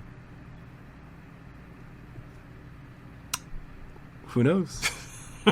Remember, this is like mage bullshit. They can do whatever they want. Yeah, they could make it up as they go. It could be projection. All right, well, guess we'll find out this Saturday then. Yeah. So, to be continued. Yep. All right. For the next 4 episodes. All right. So, the last anime, Demon Slayer. Demon Slayer. So, I'll talk about this a little bit too when I get into my Crunchyroll Expo review recap. But I just want to start by saying, Crunchyroll Expo literally was Demon Slayer Con. Yeah. Like, holy shit, there were so many Demon Slayer cosplayers. I'm not even complaining. I was happy. I was so happy to see so much Demon Slayer representation. I just was not expecting it. Even a friend of mine cosplayed Shinobu. Like, she debuted it there, and I was just like, oh, this, I actually was like, this is pretty legit. And yeah. So, like I said, I'll get more into Crunchyroll Expo and Demon Slayer Con in a bit.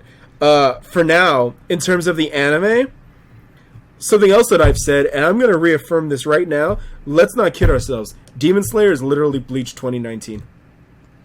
I wouldn't know, because I never watched Bleach. When they did that lineup of all the characters, they were like, oh, they're the strongest characters. And I was like, so it's Soul Society. And those guys are all the captains. And it's all like, some of them like the main character, some of them don't like the main character, and they're hostile to him. And then there's like Shinobu, who is like, oh, she's wavering, she wants to believe in him, but oh, she doesn't know, she's so conflicted because of her duties. It's like, this is Bleach, literally Bleach. And this character has a unique power, this character has a unique power, and this character has a unique power, and guess what? In about the next story arc, they're all going to get their own unique fight. They're all, and I mean, that's just typical Shonen Jump formula. We're going to have 8 fights all going on at the same time. I don't know. We'll have to see. Because, I mean, this season's almost over. There's only, Did they announce? They already announced season 2, didn't they? I didn't see anything. The last show I saw got announced was Shield Hero, and that was season 2 and 3. Oh. I didn't see anything about Demon Slayer. Well, you know, Ufotable has to embezzle some money first. Yeah. Kidding. It's a mean thing to say. Really? No. They did it before, was to stop him from doing it again. I mean, the only one I know who actually likes him, and that's only because she seems to like everybody, is the pink-haired girl. What was it? Was it Mitsuri? I think Mitsuri was her name. Something like that. Yeah, and I guess Giyu. But I was talking to another friend and a Demon Slayer friend, and she goes, "It's the boob window, huh?" And I was like, "Yup." Plot. I mean, she's the love Hashira, so she is gotta have some boob. Yes, showing. She knows what's up. So everybody else seems to be indifferent about him. Well, it's the bird guy, the guy who can't pay attention. He just forgets. Yeah, he's just chilling. He even said, "I don't care. I'm just gonna forget anyway." Yeah. The snake dude just doesn't trust them. Yeah. Orochimaru, I mean. Yes, can't trust him. I mean, that's fine. You can use Naruto names interchangeably. It's all the same shit. And Bakugo there. Pretty much. Just stabbing Nezuko like an asshole. What a dick. Yeah. So, oh, by the way, we haven't, since the last recording, we haven't talked about small Nezuko, have we? We have not. God, dude, that meme blew up out of, like, nowhere. It was, like, overnight, small Nezuko just, bam, took over the internet. Same day, yeah. Yeah, like, god damn. People are quick. Yeah. So, the other poison butterfly insect Hashira, that one that was actually chasing Nezuko and swiping at her, that's actually the same voice actress as Grey. Oh, is it? Yeah. Okay. So that's why I was just kind of like, wow, she's in 2 big shows this season. Good for her. And again, earlier this year, she was, and I didn't know that she was Miyako from Watatenshi, the main character, the big sister. Miyane. That was her. She was Miyane. I did not know that. I was like, shit, we've come so far. I was like, again, that was another show that like nobody was talking about. Even though they made a meme. They memed the little girl putting coins onto the plate, and she was just like, 1 bread, please. They memed the shit out of that. But yet no one was talking about the show. That's from? Yeah, that's from that. And it was like, it's literally Masha and Gudako, the adventures of Masha and Gudako. And I was like, why are Fate fans not watching this? Like, it confused the shit out of me. Like, I just didn't understand. I was like, this is literally Fate. This is literally Masha and Gudako. But yeah. The point is that's, was it, Reina? Ueda Reina, I think is her name? She's done a lot this year. And she's one of the up-and-comings. So, props to her. You know, oh, and obviously she's an FGO too, because Grey came out in JP. Yep. So, yeah, she's coming up all over the place. And I like it. I like her voice. She's got that gentle, soft-spoken voice to her, so I really like it. I really dig it. Yeah. It sucks, like you pointed out, that it's already ending and she debuted, and it's like, womp womp. Well, it was fun while it lasted. Well, they set her up for next time. Yeah. I mean, they might not have announced it, but you know it's getting a second season. Oh, yeah. This series did so well. Oh, yeah, you saw what I tagged you, and it overtook One Piece in popularity. Yeah. So it's like, oh, absolutely, they're going to milk this. Hell yeah, they're taking this to the bank. This is how they're going to get that money back. From Ufotable. Mm-hmm. So this just keep pumping out Demon Slayer. It's like I said, that just also just strikes me as so weird, because I would never imagine Ufotable and all of their animation just doing a Shonen Jump weekly series. Like, that's so weird. I mean, obviously the results are paying off. It's making them buku bank, but it's like, why haven't we done this before? Yeah. Like, why didn't we let them do Naruto? How popular would Naruto have been if Ufotable did all like 700 episodes? Damn. Wow. And then Boruto's dad. And Boruto's dad, yeah. Boruto's dad Shippuden. So it's, yeah. But, yeah. And so it's, again, it has so many, like, parallels to Bleach. Again, that's not a bad thing. I loved Bleach. Bleach was actually my favorite of the big 3. So, of Naruto, One Piece, and Bleach was my favorite. Funny enough, Bleach was also the last one to start, but the first one to finish. And I was just thinking about it. I was kind of reflecting on it, and honestly, it just ran out of gas. Tite Kubo, the guy who was doing Bleach, just ran out of ideas, man. And I heard that towards the end, he even brought back Sosuke Aizen, the main character from like that.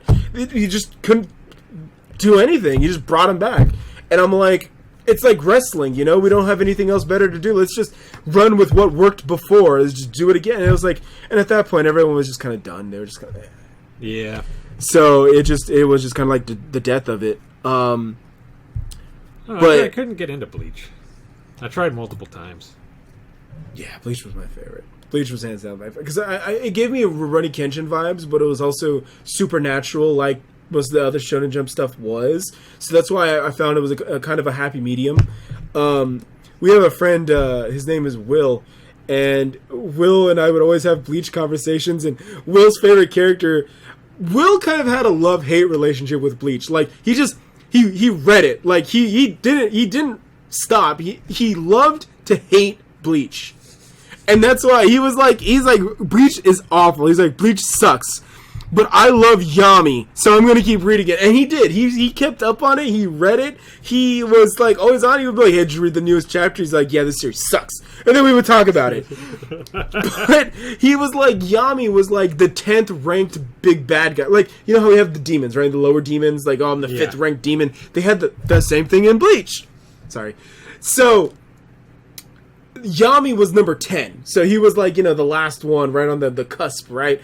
And so when they're all coming to the big giant conclusion of one of the story arcs, Yami comes out and he's all like, oh, did I say I was number 10? And then he actually like rubs off the number 1. He's all like, I'm actually number 0. I'm stronger than number 1.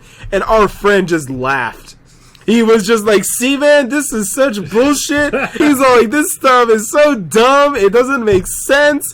It doesn't even care. And he's all like, and Yami, he's like the strongest, right? He claims he's the strongest. Even though, and he just shows up, bitch slaps someone, usually a female, and then he like gets wasted. That's it. That's the story of Yami. He shows up, slaps someone around, and then fucking vanishes. And it was like, we don't know if that was ever intentional by Tite Kubo or unintentional. We just knew that was his gimmick. Show up, bitch slap someone, and then fade away. And our friend he ate it up. He just loved it. He was just like, Yami is unironically the best. And I'm like, alright, man. There's like 50 characters in Bleach, and this is the one you choose unironically to like, alright. So yeah. That's what I feel like. That's literally why I say it's like Bleach 2019, man. It has all the same tropes, almost the same character breakdowns. Yeah.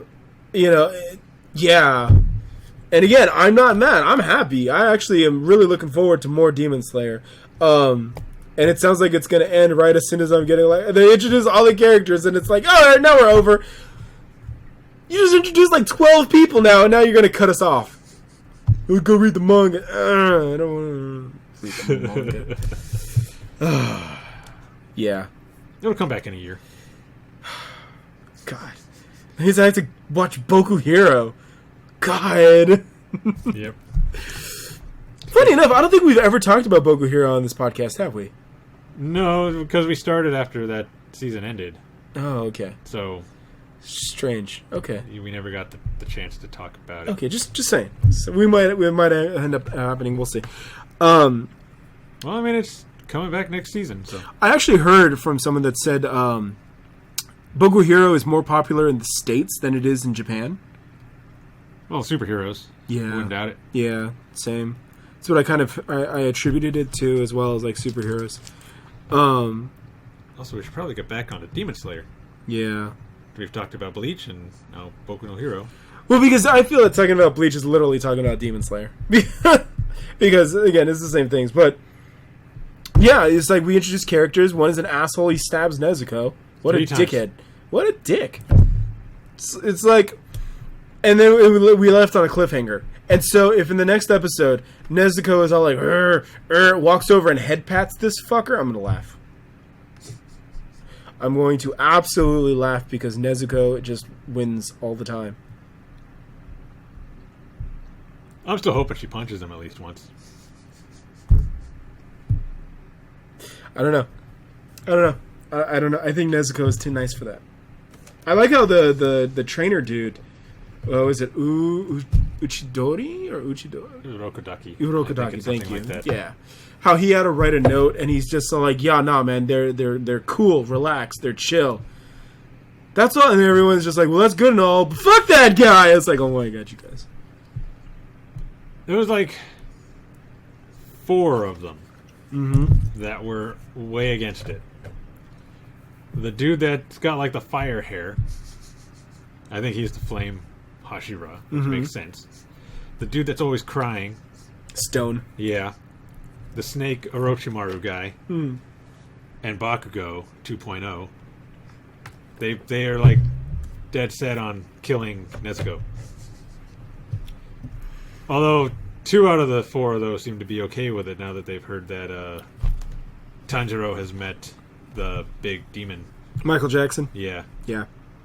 There was a bunch of his cosplays too. Oh, was there? At CRX, yeah. I was like, oh, there's a bunch of Michael Jacksons. I mean, I'm pretty sure you can get away with wearing that out and just be considered fancy. Yeah. Because it's a nice suit. Yeah, they looked really, really good. Yeah. And, yeah. If you can wear that out to a fancy restaurant and just be complimented. It's true. And you can be like, I'm cosplaying right now. And I got into this super fancy restaurant. Thank you, Demon Slayer. What's funny that you're talking about cosplay and all that. I actually, if I can find them, I would actually like to buy some of those coats. So, like the Tanjiro's coat, Zenitsu's coat, or Shinobu's coat. The Haori? The Haoris. I would like to buy those. Like, like straight up, I know I'm going full fuck weeb, and just like wear them. I would just buy them to wear. I'm not joking. I don't know. It's something like, I like the color scheme like Tanjiro's, like that sea green or that green blue green on the black, and then Zenitsu's kind of like the yellow orange on the black, and then Shinobu's with the white, pink, and sky blue. I just like those colors. Like, they just kind of speak to me. Okay. And I'm just like, if I can find those, I would buy the shit out of those, unironically, and wear them. Like, it would just be my jacket for like the winter and stuff. I'm sure you can find them somewhere. Yeah. Japantown. Like I said, my friend who cosplayed Shinobu this weekend, she bought hers, I'm pretty sure. And I should have asked if I could like feel the quality on it. But yeah. And believe it or not, even though Shinobu was about like, what, 2 weeks old maybe? There was like 3 of her cosplayed. I was like, wow. I mean, she's best girl, so. For now. I don't know the love Hashira too well, so she might take over.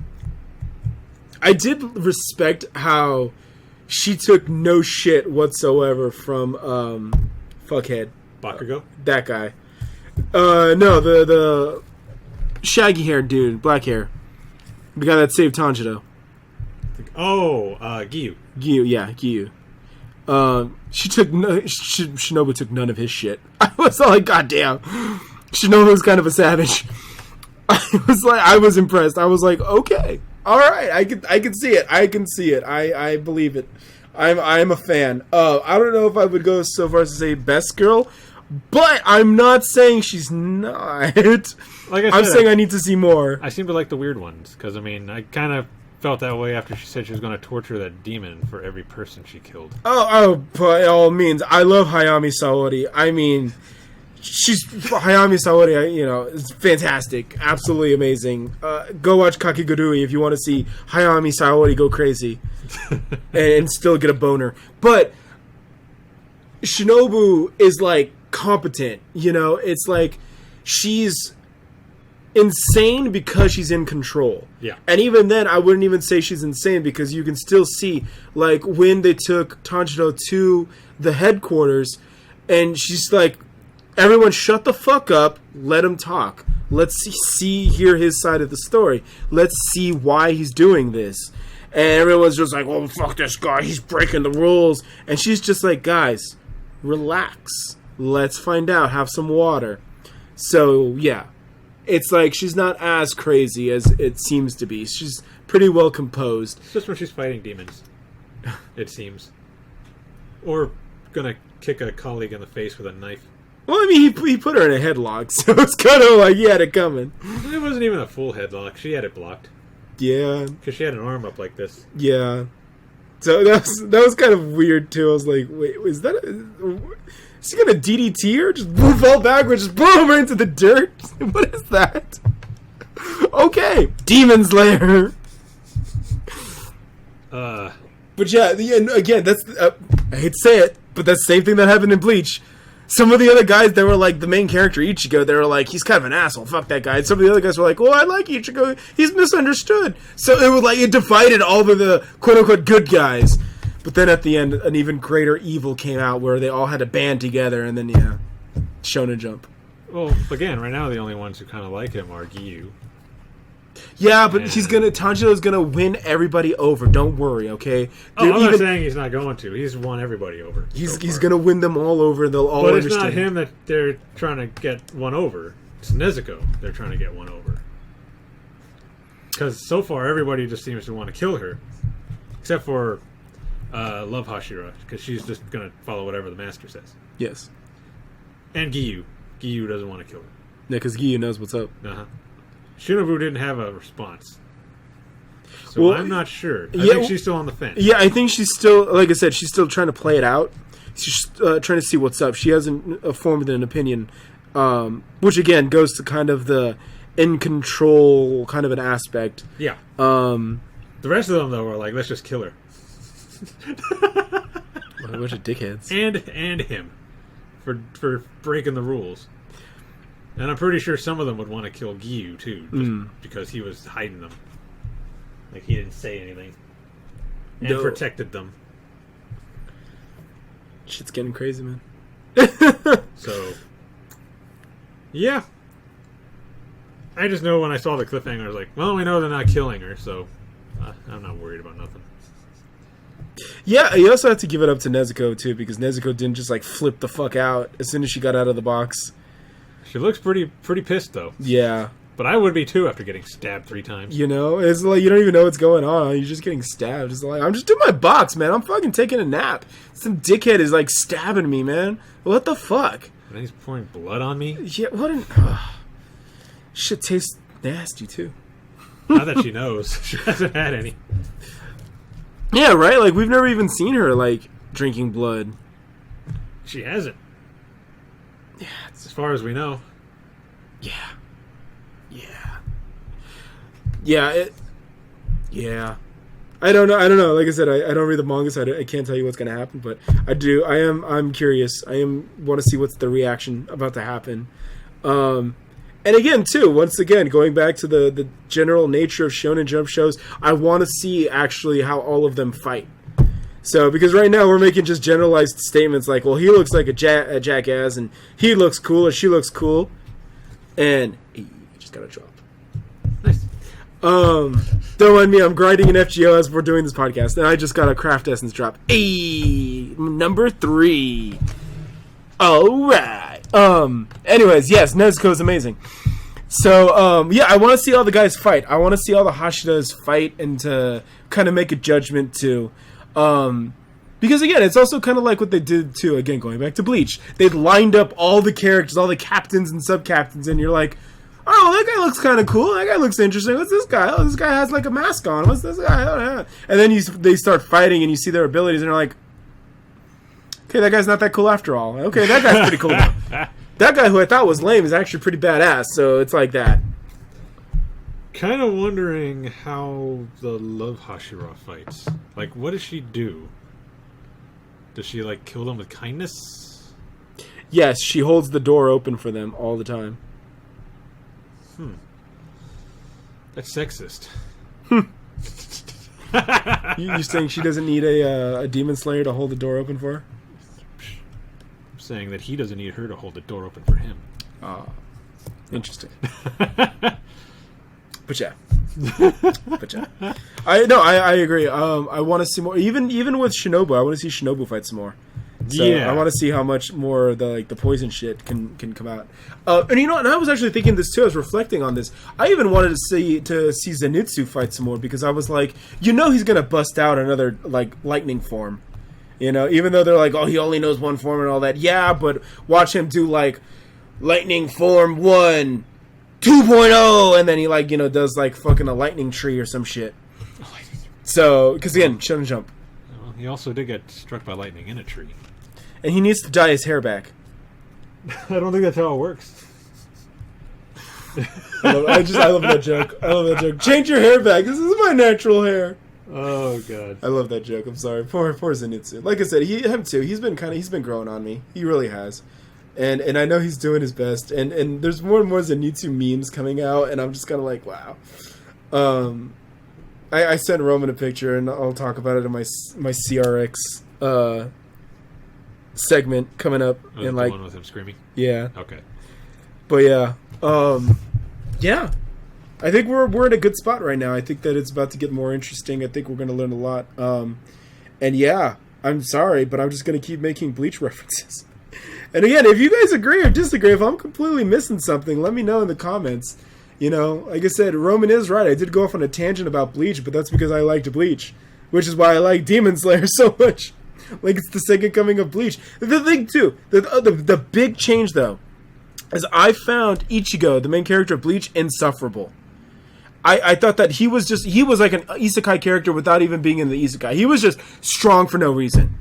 It was like he trained once and then he unlocked a whole level of skill tree from training one time.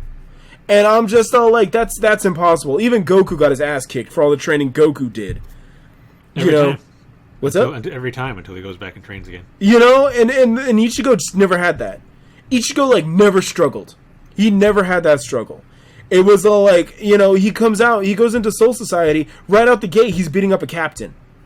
Who are supposed to be the strongest of the strong.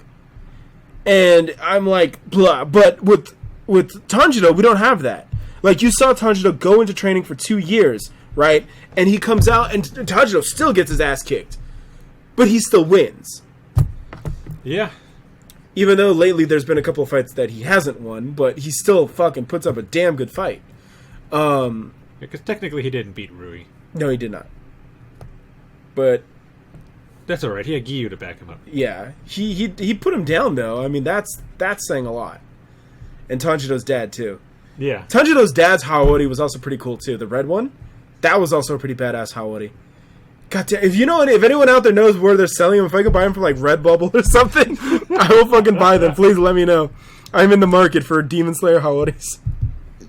Unironically, I'll just start wearing it to the office. It'll just be like, yeah, you like my coat? Man. That'd be cool, though.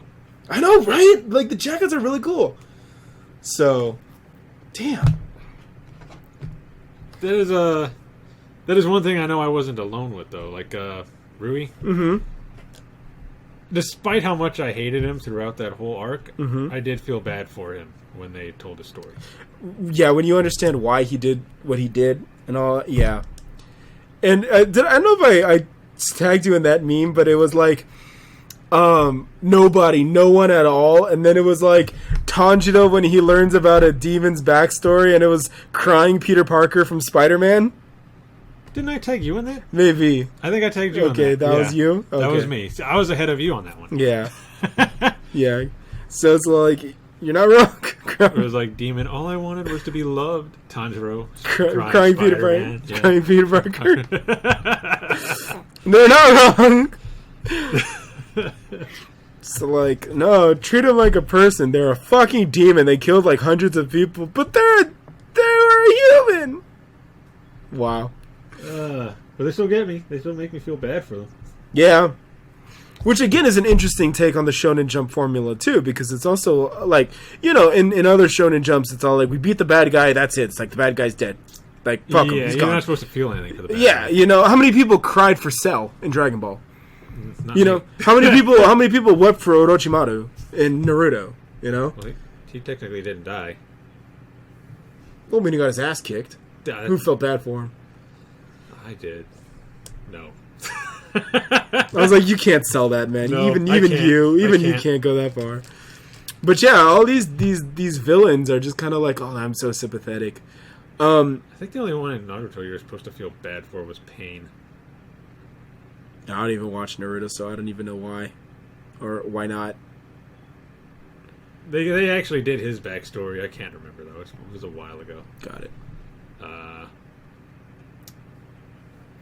But he killed my favorite character, so Fuck him. yeah. Yeah, he can go to hell, and I hope he burns. Anyway, yeah, Demon Slayer is the only one that actually makes you feel bad about the bad guys. Yeah, turns into Peter Parker crying. Yeah. I know there was some people who didn't feel bad for him at all, but I did. Wow. I feel bad for him.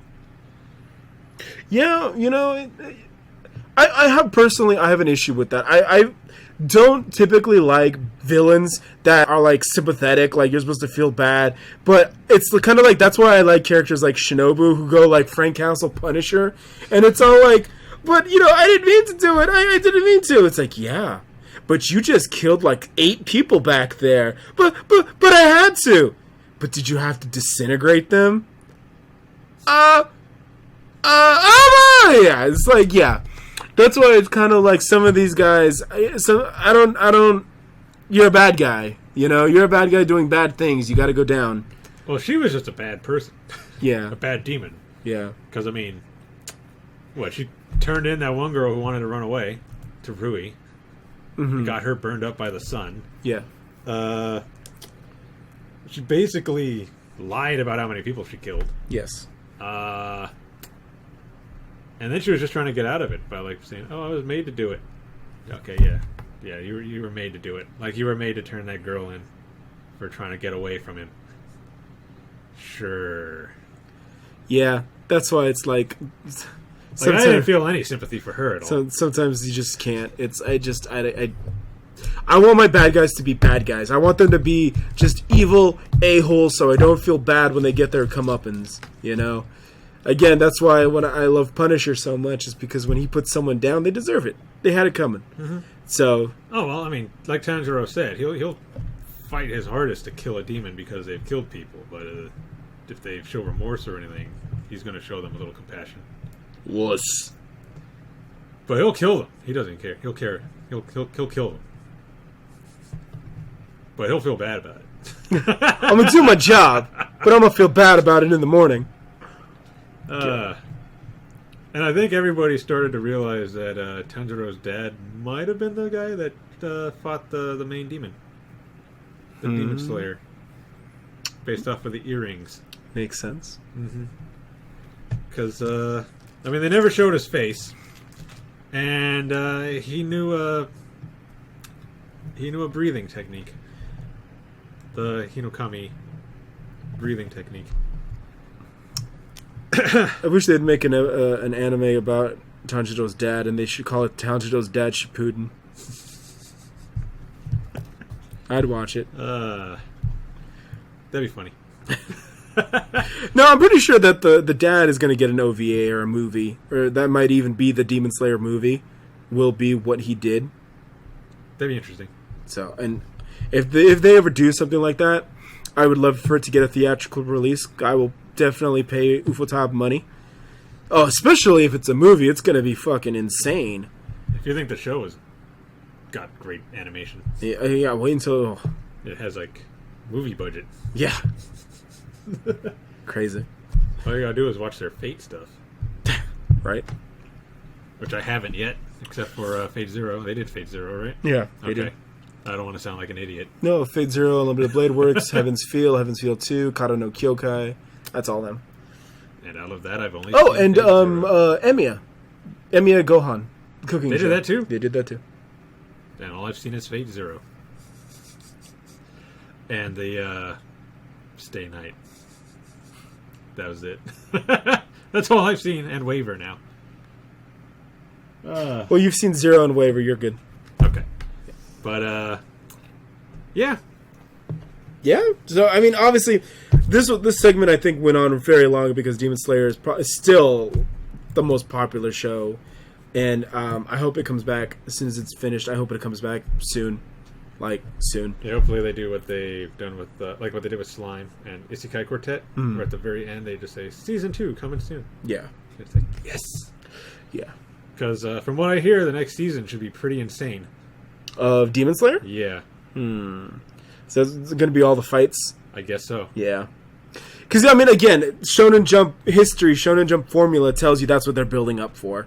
They're introducing all the characters. We're probably going to get a bunch of villains because we've only met, one of the lower 5 or whatever.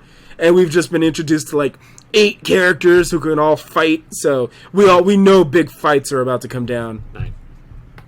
9. The 9 pillars. 9 pillars. There you go. Yeah. So, yeah. So, yeah. Hopefully we get that second season announced soon. Yeah, it's coming. Be ready. I think that's about it, right? Yeah, that's all I got. So we'll see you on the next episode. We'll keep this conversation going. Yeah, definitely. We'll have 2 episodes to talk about. For sure. Right? Yep. Yeah, 2 episodes. Okay. All right, and so that's it for our anime section. That's the anime wrap up. That was actually we did a lot. That was a good talk. We did a lot. I like how we ended it with Detective Waver and Demon Slayer, honestly, because I feel like those, like I said, I think that those are honestly the 3 big ones going on right now. It's like Detective Waver, Mom Online, and Demon Slayer. At least in terms of like both of us. I know the anime charts are talking about other shows completely, but I don't think we're watching like any of those. Oh, I have to look at the chart. Yeah. But I think there's a few on there that I watch. I know Dumbbell isn't on there, and Okaa-San isn't on there. Really? Dumbbell's not on there? Wow, I thought Dumbbell would have been on there for sure. No. Wow. Dumbbell too, Dumbbell. So 4, the big 4 then. Wow, okay. All right, well, while Roman's looking up the chart, so for the rest of this episode, I'm just going to do brief recaps on EVO, which was the first weekend in August, so it was about a month ago now. Real quick, the Evolution Tournament is from fighting video games, so we're talking Street Fighter, Mortal Kombat, King of Fighters, Samurai Showdown, and it was held in Las Vegas, and I attended basically the whole weekend. And so, it was great. This was my 5th year going. Roman has an update for us. Yeah, I have the list. Okay, let's break real quick. Take a look at this. Okay, so Vinland Saga. Wow. Yeah, Vinland Saga is number 1, guys. Dr. Stone, which I don't watch. Fire Force. There it is. Okay, so Waver. Yeah, he's number 8. Wow. He's new though. He was just added. Oh wait, no, yeah, he dropped 4 spaces. So he was. He was at 4. Wow. So I'm actually watching 1, 2, 3 shows on here. Amazing. Let me see. 1, 2, 3. I'm watching 3. It would be 6, but I put 3 of them on hold. That'd be Vinland Saga, Given, O Maidens in Your Savage Season, Dr. Stone, Fire Force, and Waver would be what I would be watching. Okay. But again, 3 of those went on break until after the fall season. Nice. We'll get to those. So yeah. Oh, if anybody was interested in the rest of the list, Astro Lost in Space is number 4, which actually I've heard bad things about from people who read the manga. The Ones Within is number 7.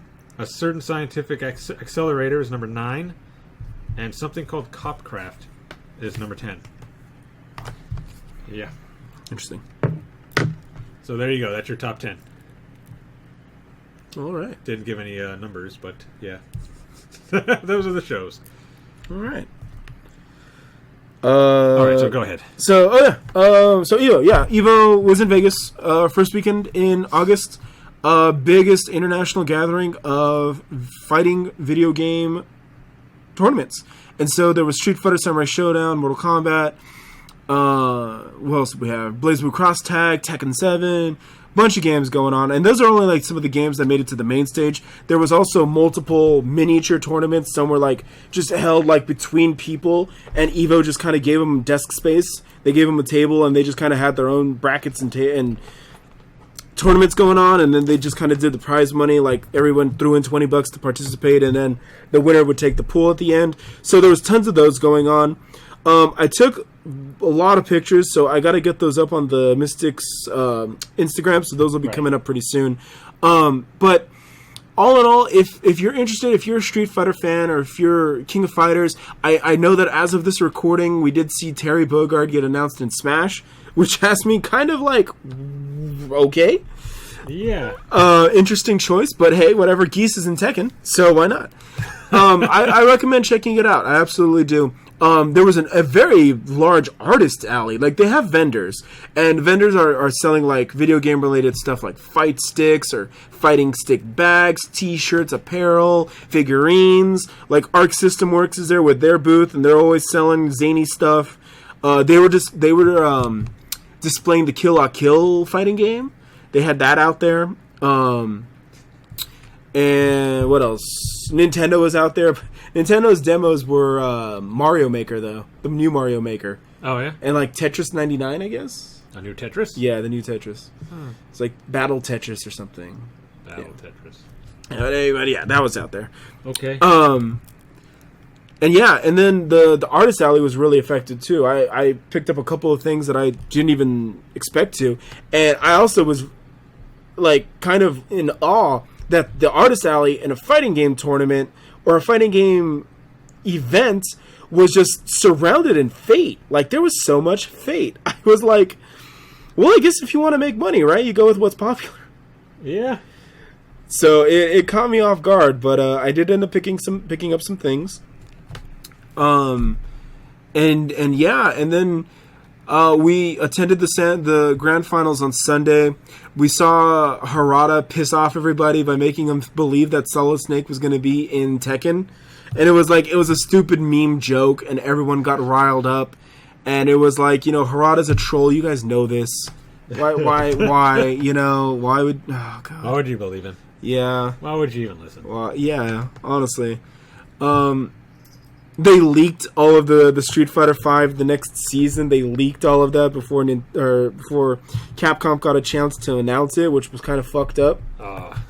But I think that was on Capcom's fault. That might have been on their fault because they actually leaked it through Steam. Like, they put it up on Steam prematurely, and then as a result, they just put up the trailer on like Thursday. So like on day 0 of EVO, they just put it up. They were like, you know what, everyone knows already. Let's not hide it. Let's just throw it out there. So yeah. So who's in it? Poison, E Honda. E Honda wasn't in the original game? No. Wow. Okay. It took Blanca like 2 seasons to get in there. Or like 3 seasons. Trying out new characters? Is that why they're not putting in some of the classics? Yeah, and they also know that they can kind of sell them to you later. You know? But yeah, more so they wanted to kind of like do something new. With Street Fighter 4, their whole concept was reimagining of Part 2. So that's why in Street Fighter 4 they had all the original 16. Like, that was their base, and then they kind of built up from there. Okay. But in Street Fighter 5, it was like they wanted to do new stuff. So that's why they had a whole roster of like new and returning characters like Birdie, who was reimagined for like Street Fighter 5. He had kind of a goofy character design. Yeah, he did. Totally different from Street Fighter Alpha. Okay. What's her name? Lydia, I think, from Final Fight 3. Okay.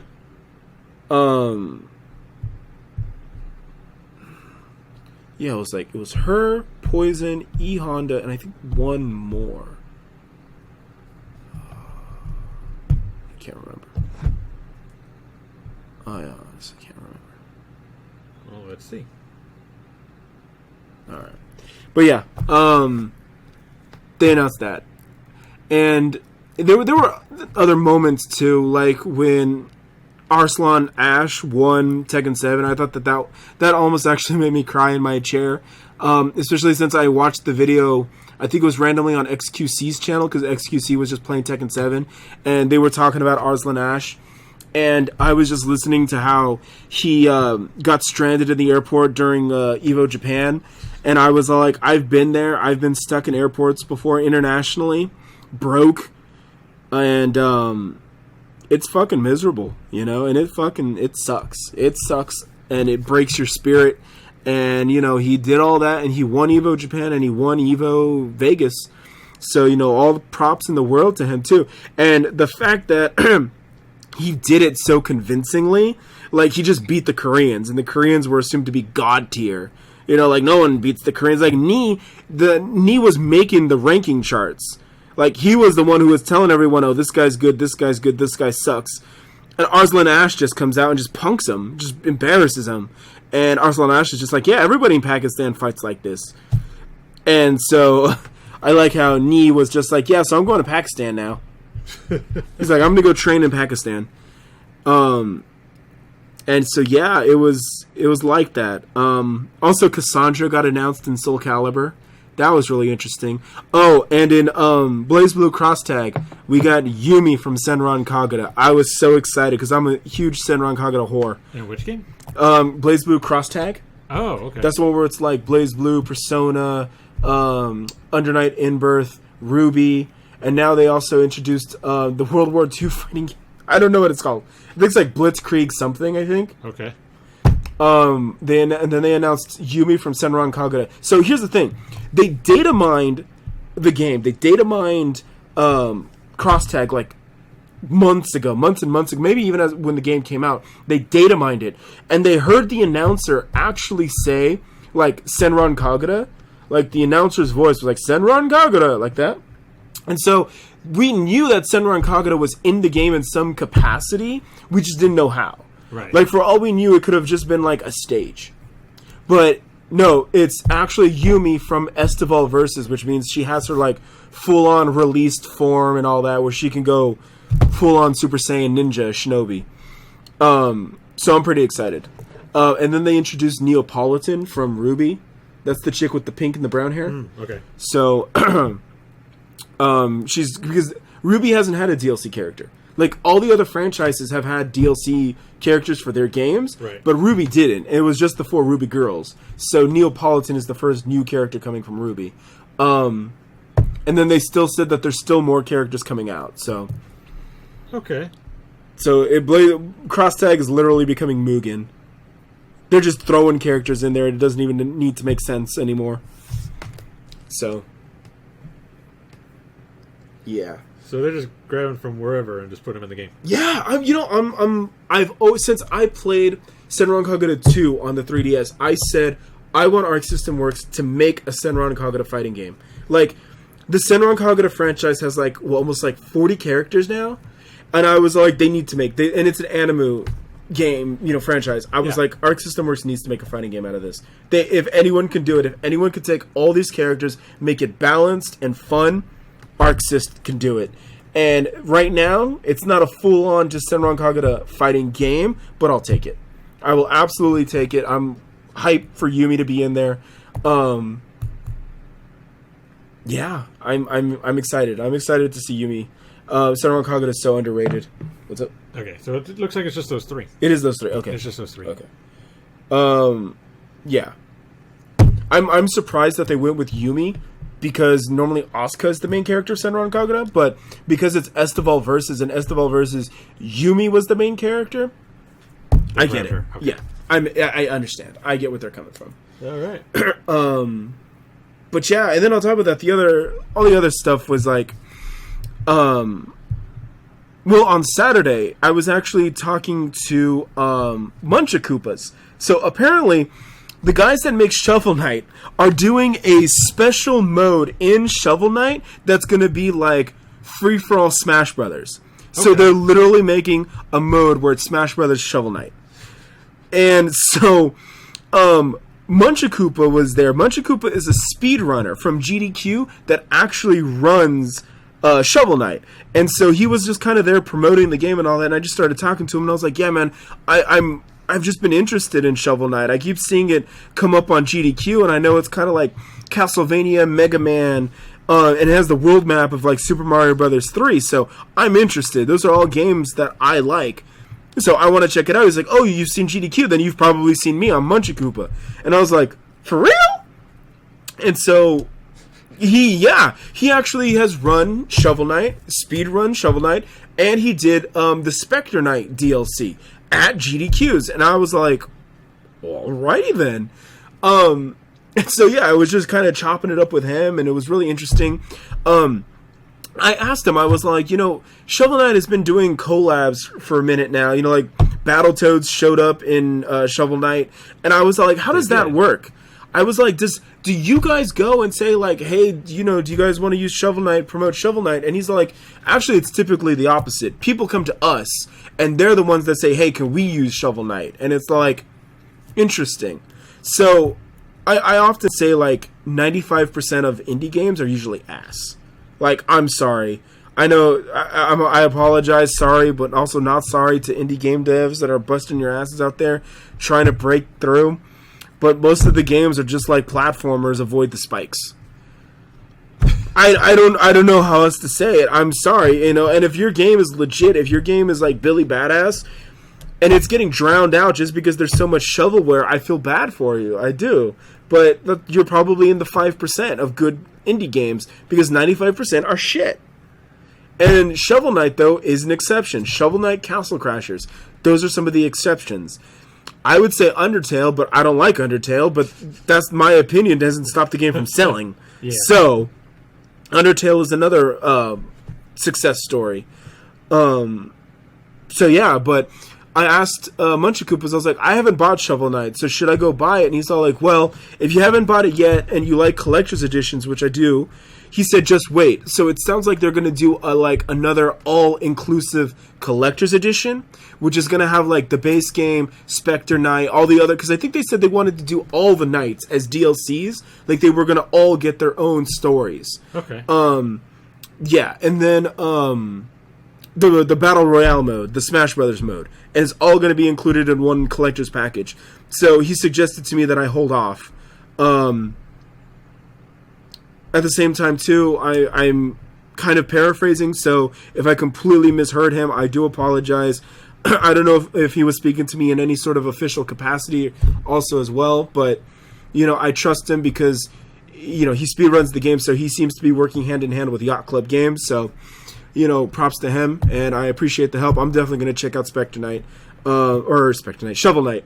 I've been meaning to. It's been on my radar for a long, long time. And yeah.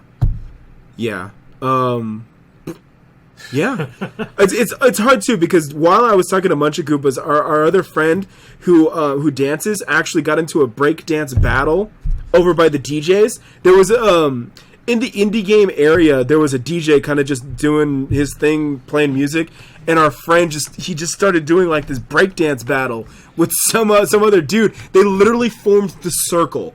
Oh, and like God. People had their phones recording this, and I'm like, oh my God. And Munchakoopas and I are looking at him, and I'm like, yeah, that's my friend. He's like, oh yeah? It's like, yeah, he plays competitive DDR, and he's like, oh man, he has to. He's got like lungs. And I was like, yeah. It was so weird. But Evo was great. So I think Roman should come with us next year. He should come to 100-degree desert, 88 degrees at night, even like sometimes 95 at night. And that's cool. That's considered cool. Wow. Well, I mean, the hotels have air conditioning, right? Yeah. Oh, absolutely. You never really leave the hotel. Unless you're going to like Gordon Ramsay like we did. Yeah. But yeah, it was fun. It was fun.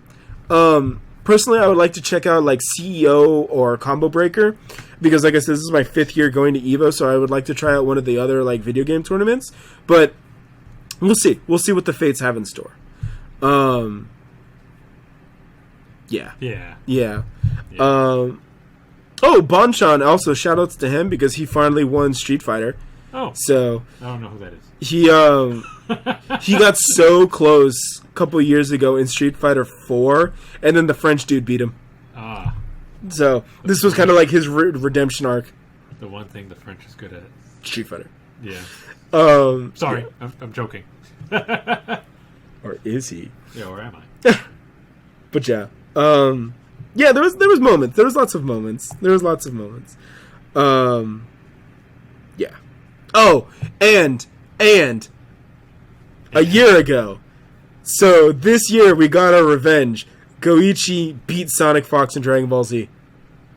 Oh. So we what should have happened a year ago. And Goichi was like fucking crying, and he was all in tears, and it was all like, what should have happened a year ago. We finally got our redemption, so there is justice in the world. So good on Goichi. Nice. And then everyone's making the excuse, well, Sonic Fox is playing Mortal Kombat. No, fuck that. Sonic Fox made it to Grand Finals, alright? He still was trying, okay? Especially him and his competitive spirit. Sonic Fox isn't just going to show up and half-ass it. Especially in a game he knows he's good at. Yeah. Consistently getting into top 8, if not winning the tournaments. Why would he just half-ass EVO? That doesn't make any sense. So, he got there. He did his best. He came up short. That's what should have happened a year ago when we last talked about this. But here we are. It's over. It's done with. We closed the book on this chapter. The redemption arc is done. I think we talked about this in one of our first episodes, too. Yes, we did, because I was so heated about all that. Yeah. But now it's over. It's done with. I got it out of my system. So, yes. Yes. All right. So, in closing, yes, EVO was great. It's great. It's fun. I had a lot of fun. Sounds like a fun time. It is. If you go with friends, if you go with people, it's great. Like I said, you are in the middle of the desert in the summer, and that sucks. Yeah. But if you can get past that, yeah, it's a lot of fun. So I recommend it. I recommend it to anybody, even if you're not the biggest like video game fighting game fan. There's still, I think, enough video games in there that will, keep people entertained. So I recommend it if you ever get the chance. I highly recommend it. Awesome. But yeah, yeah, okay. One of these years. And then finally, this past weekend, I went to Crunchyroll Expo here in San Jose, California. And I only went on Saturday. So I was a one and done. And I have to admit, it was pretty good. In a nutshell, Crunchyroll felt like not as industry as Anime Expo, although it was very industry, but also not as like many people as Fanime. Definitely not as many people as AX. Okay. But there was a lot to do. There was, like I was telling Roman, we had the Kizuna Eye guys were there. Azur Lane was there. They were promoting, now Nekopara has their own gacha game. Oh, do they? Yeah, made by the Azur Lane guys. I'll have to check that out. Yeah. They were there. They were promoting it. Aniplex was out there selling Fate merch, and they had, I guess it was like one of these, like, I guess the price figure maybe, or maybe like the Bandai or something like that. Well, they had a Tanjiro sold out. Ah, yeah. $25. That's a price figure. Is it a price figure? They had it there for $25, sold out. I got one. I was only able to get one. I was lucky to get that one. Sounds like it, because, like I said, and I was there first thing in the morning, sold out. I know right now on the Claw games they have Zenitsu and Nezuko, so I'm gonna have to get both of them. If you get me any of those three, I will we'll talk business. All right. we will talk shop. But yeah, it was really cool. It was really cool. It was Demon Slayer Con. The amount of Demon Slayer cosplay, it really shows you that Demon Slayer is mainstream. And there was all sorts of, there was Zenitsu, there was Tanjiro, there was Inosuke, there was Giyu, there was, like I said, there was like 3 Shinobus outside of my friend who cosplayed Shinobu, debuted Shinobu. It was crazy. There was a bunch of Michael Jacksons. It was crazy. I stopped taking pictures of Michael Jackson because I was all like, at the first time I was like, oh shit, it's Michael Jackson. And I was like, it's another Michael Jackson. I was like, damn. So I was impressed. I was really impressed. Toei was there. Was there they had the DBZ and the Luffy statue. So they had the statue of, was it Shanks? And Luffy, where Shanks was putting the straw hat on Luffy. Okay. They had that statue there. And then they had kind of like all the One Piece like mural was right behind it and all that. And I was there looking at it, and then there was a Tanjiro cosplayer. He was at the booth right across from the statue. And I turned around and said, hey, Tanjiro. And he also was with his Nezuko. And he's like, yo, what's up? I was like, I just want you to know that according to last week's popularity rankings, you're now more popular than One Piece. He was all like, oh, hell yeah. Sorry, One Piece. Not sorry. It's alright, it won't last. Yeah, I was like, my friend is all like, well, the king always rises again. And I was like, well, it helps when you outlast everybody. It helps when you never die. Jeez. That's right. It's not about winning the race, it's about surviving the competition. You just need to outlast. One Piece still has a while to go. Jesus. I think according to Oda, at least 6 years. Oh, God. They had the statue of Goku, too, I think from, was it Kai, right? Or is it Super? The newest one is Super. Super? I think it was Super, where he's going blue. Yeah. So I guess that's God Saiyan, right? Yep. Okay. Yeah, they had that one. And it was just Goku kind of doing the, arms down pose, and he's going, like, Super Saiyan. So I thought that was pretty impressive. I've never, to my knowledge, seen Toei come out. Maybe Anime Expo they've come out, but I've never seen them at, like, Fanime or anything. So to see Toei right next to, like, Aniplex was kind of like, that's crazy shit, man. I'm a little disappointed I didn't go. Yeah, yeah.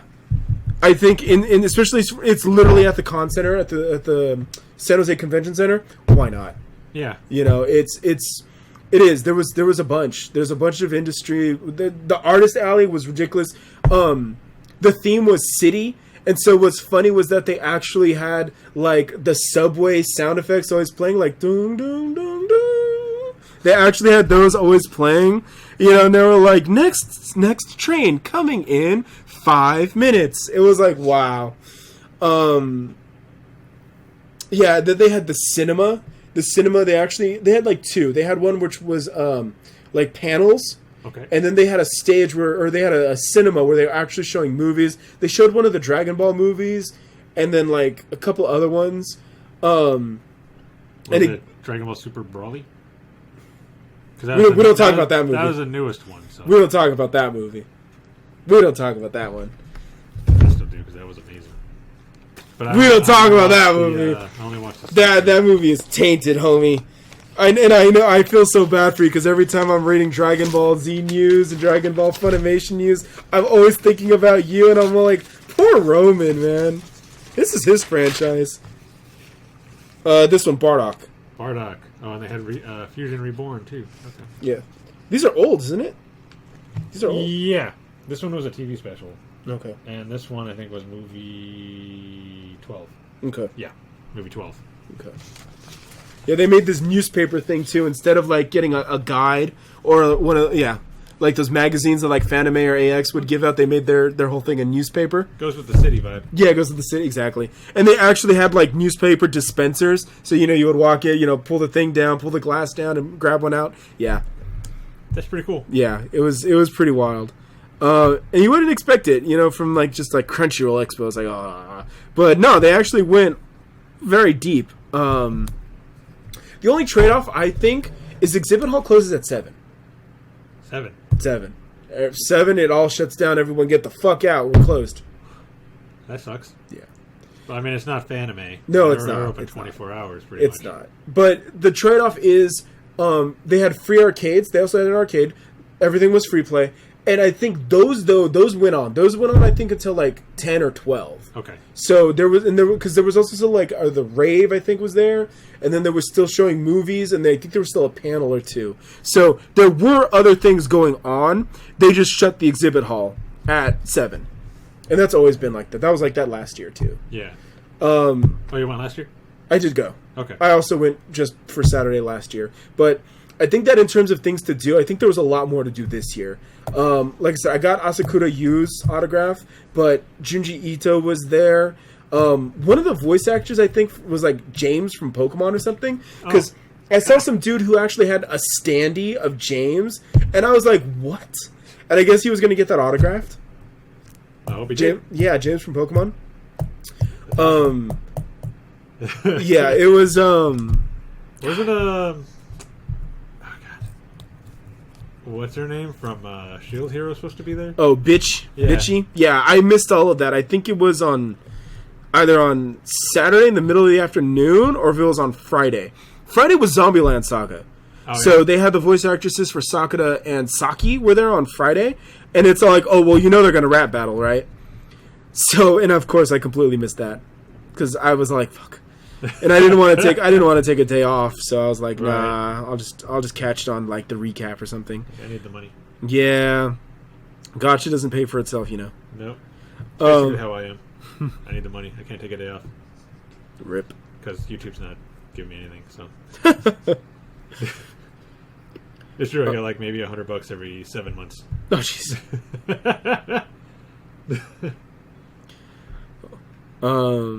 Yeah. So Yep. yeah, it was like I said, same thing too. I'm in the same boat where with Crunchyroll, I'm gonna get the photos up to the Anime Mystics pose. There was a lot of really good cosplayers. Like I said, I told Roman off air that there was a queen, the queen from Shield Hero. Someone cosplayed her. I was really impressed. I'm trying to think, play it through. Yeah, I'll just look forward to the pictures. I'll get those up to you guys as soon as I can. Hopefully this weekend I'll get those all up. I have to go through my Fanime, EVO, and Crunchyroll photo albums now and get those all up. But as soon as I get them up, you guys will get them up, so you guys can check them out. Let me know what you think. And yeah, that's it. I mean, I wholly recommend, if you ever get the chance to check these cons out, by all means, I recommend it. And yeah, there's a little something for everybody. So what's the next big con coming up? I'm done for the year. I'm actually done. That was it. My year ended with that. You know, I got some gotchas to look forward to, and I've got my schooling to go, and so I'm retired. For the year. For the year. Maybe SAC Anime Winter next year. Yeah. Okay. So, but for now, yeah, I'm done. So that's it for the con reports. Nice. I will catch you all on the next one. Yeah. I think I'm gonna have to go to a Crunchyroll con. Yeah, next year. Let's go. Yeah. Let's go as press. Let's put Anime Mystics on it. Let's go. Cool. We do that. Sure. So, all right, that's all I got. So let's close it up. Yep. Closing thoughts. Just a reminder: no FGO talk. We kind of had that during waiver. Yeah. So Next time. Next episode there will be probably be another FGO talk. Yeah, There should and be more to talk about. the other thing too is that we're in between events as well. It's like right now in USA's NeroFest, and in Japan last night just ended Las Vegas Summer 4. So I just feel like we don't really have a lot to talk about right now. We'll see next podcast. We'll see what's up. But for now, grind to your NeroFest. Yeah, I need to work on my grinding. Yeah. So yeah, we got another 2 weeks till the next episode. Sounds good. We'll have 2 more episodes of each show we just talked about today. Yes. And possibly FGO. Possibly FGO. And Bang Dream. And Bang Dream. Yeah. So, yeah. Watch Demon Slayer. Watch Mom Online. Hopefully no more Dragon Medi. Hopefully. Watch Dumbbell. Watch Detective Waver.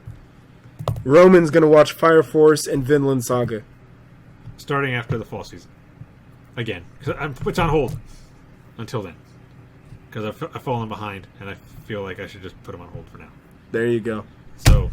Alrighty then. Expect the winter 2020 season to be all the shows that I have put on hold. It's going to be an interesting conversation. And Bang Dream. And Bang Dream. I like how you always throw that in there. And Bang Dream. Yeah, because it's season 3's in January, so. Okay. Yeah, it's the only show I'm going to be picking up. I'm telling you that now. That's the only one I'm doing. Cool. Okay. So, till next time. Alright. Bye. Have a good night.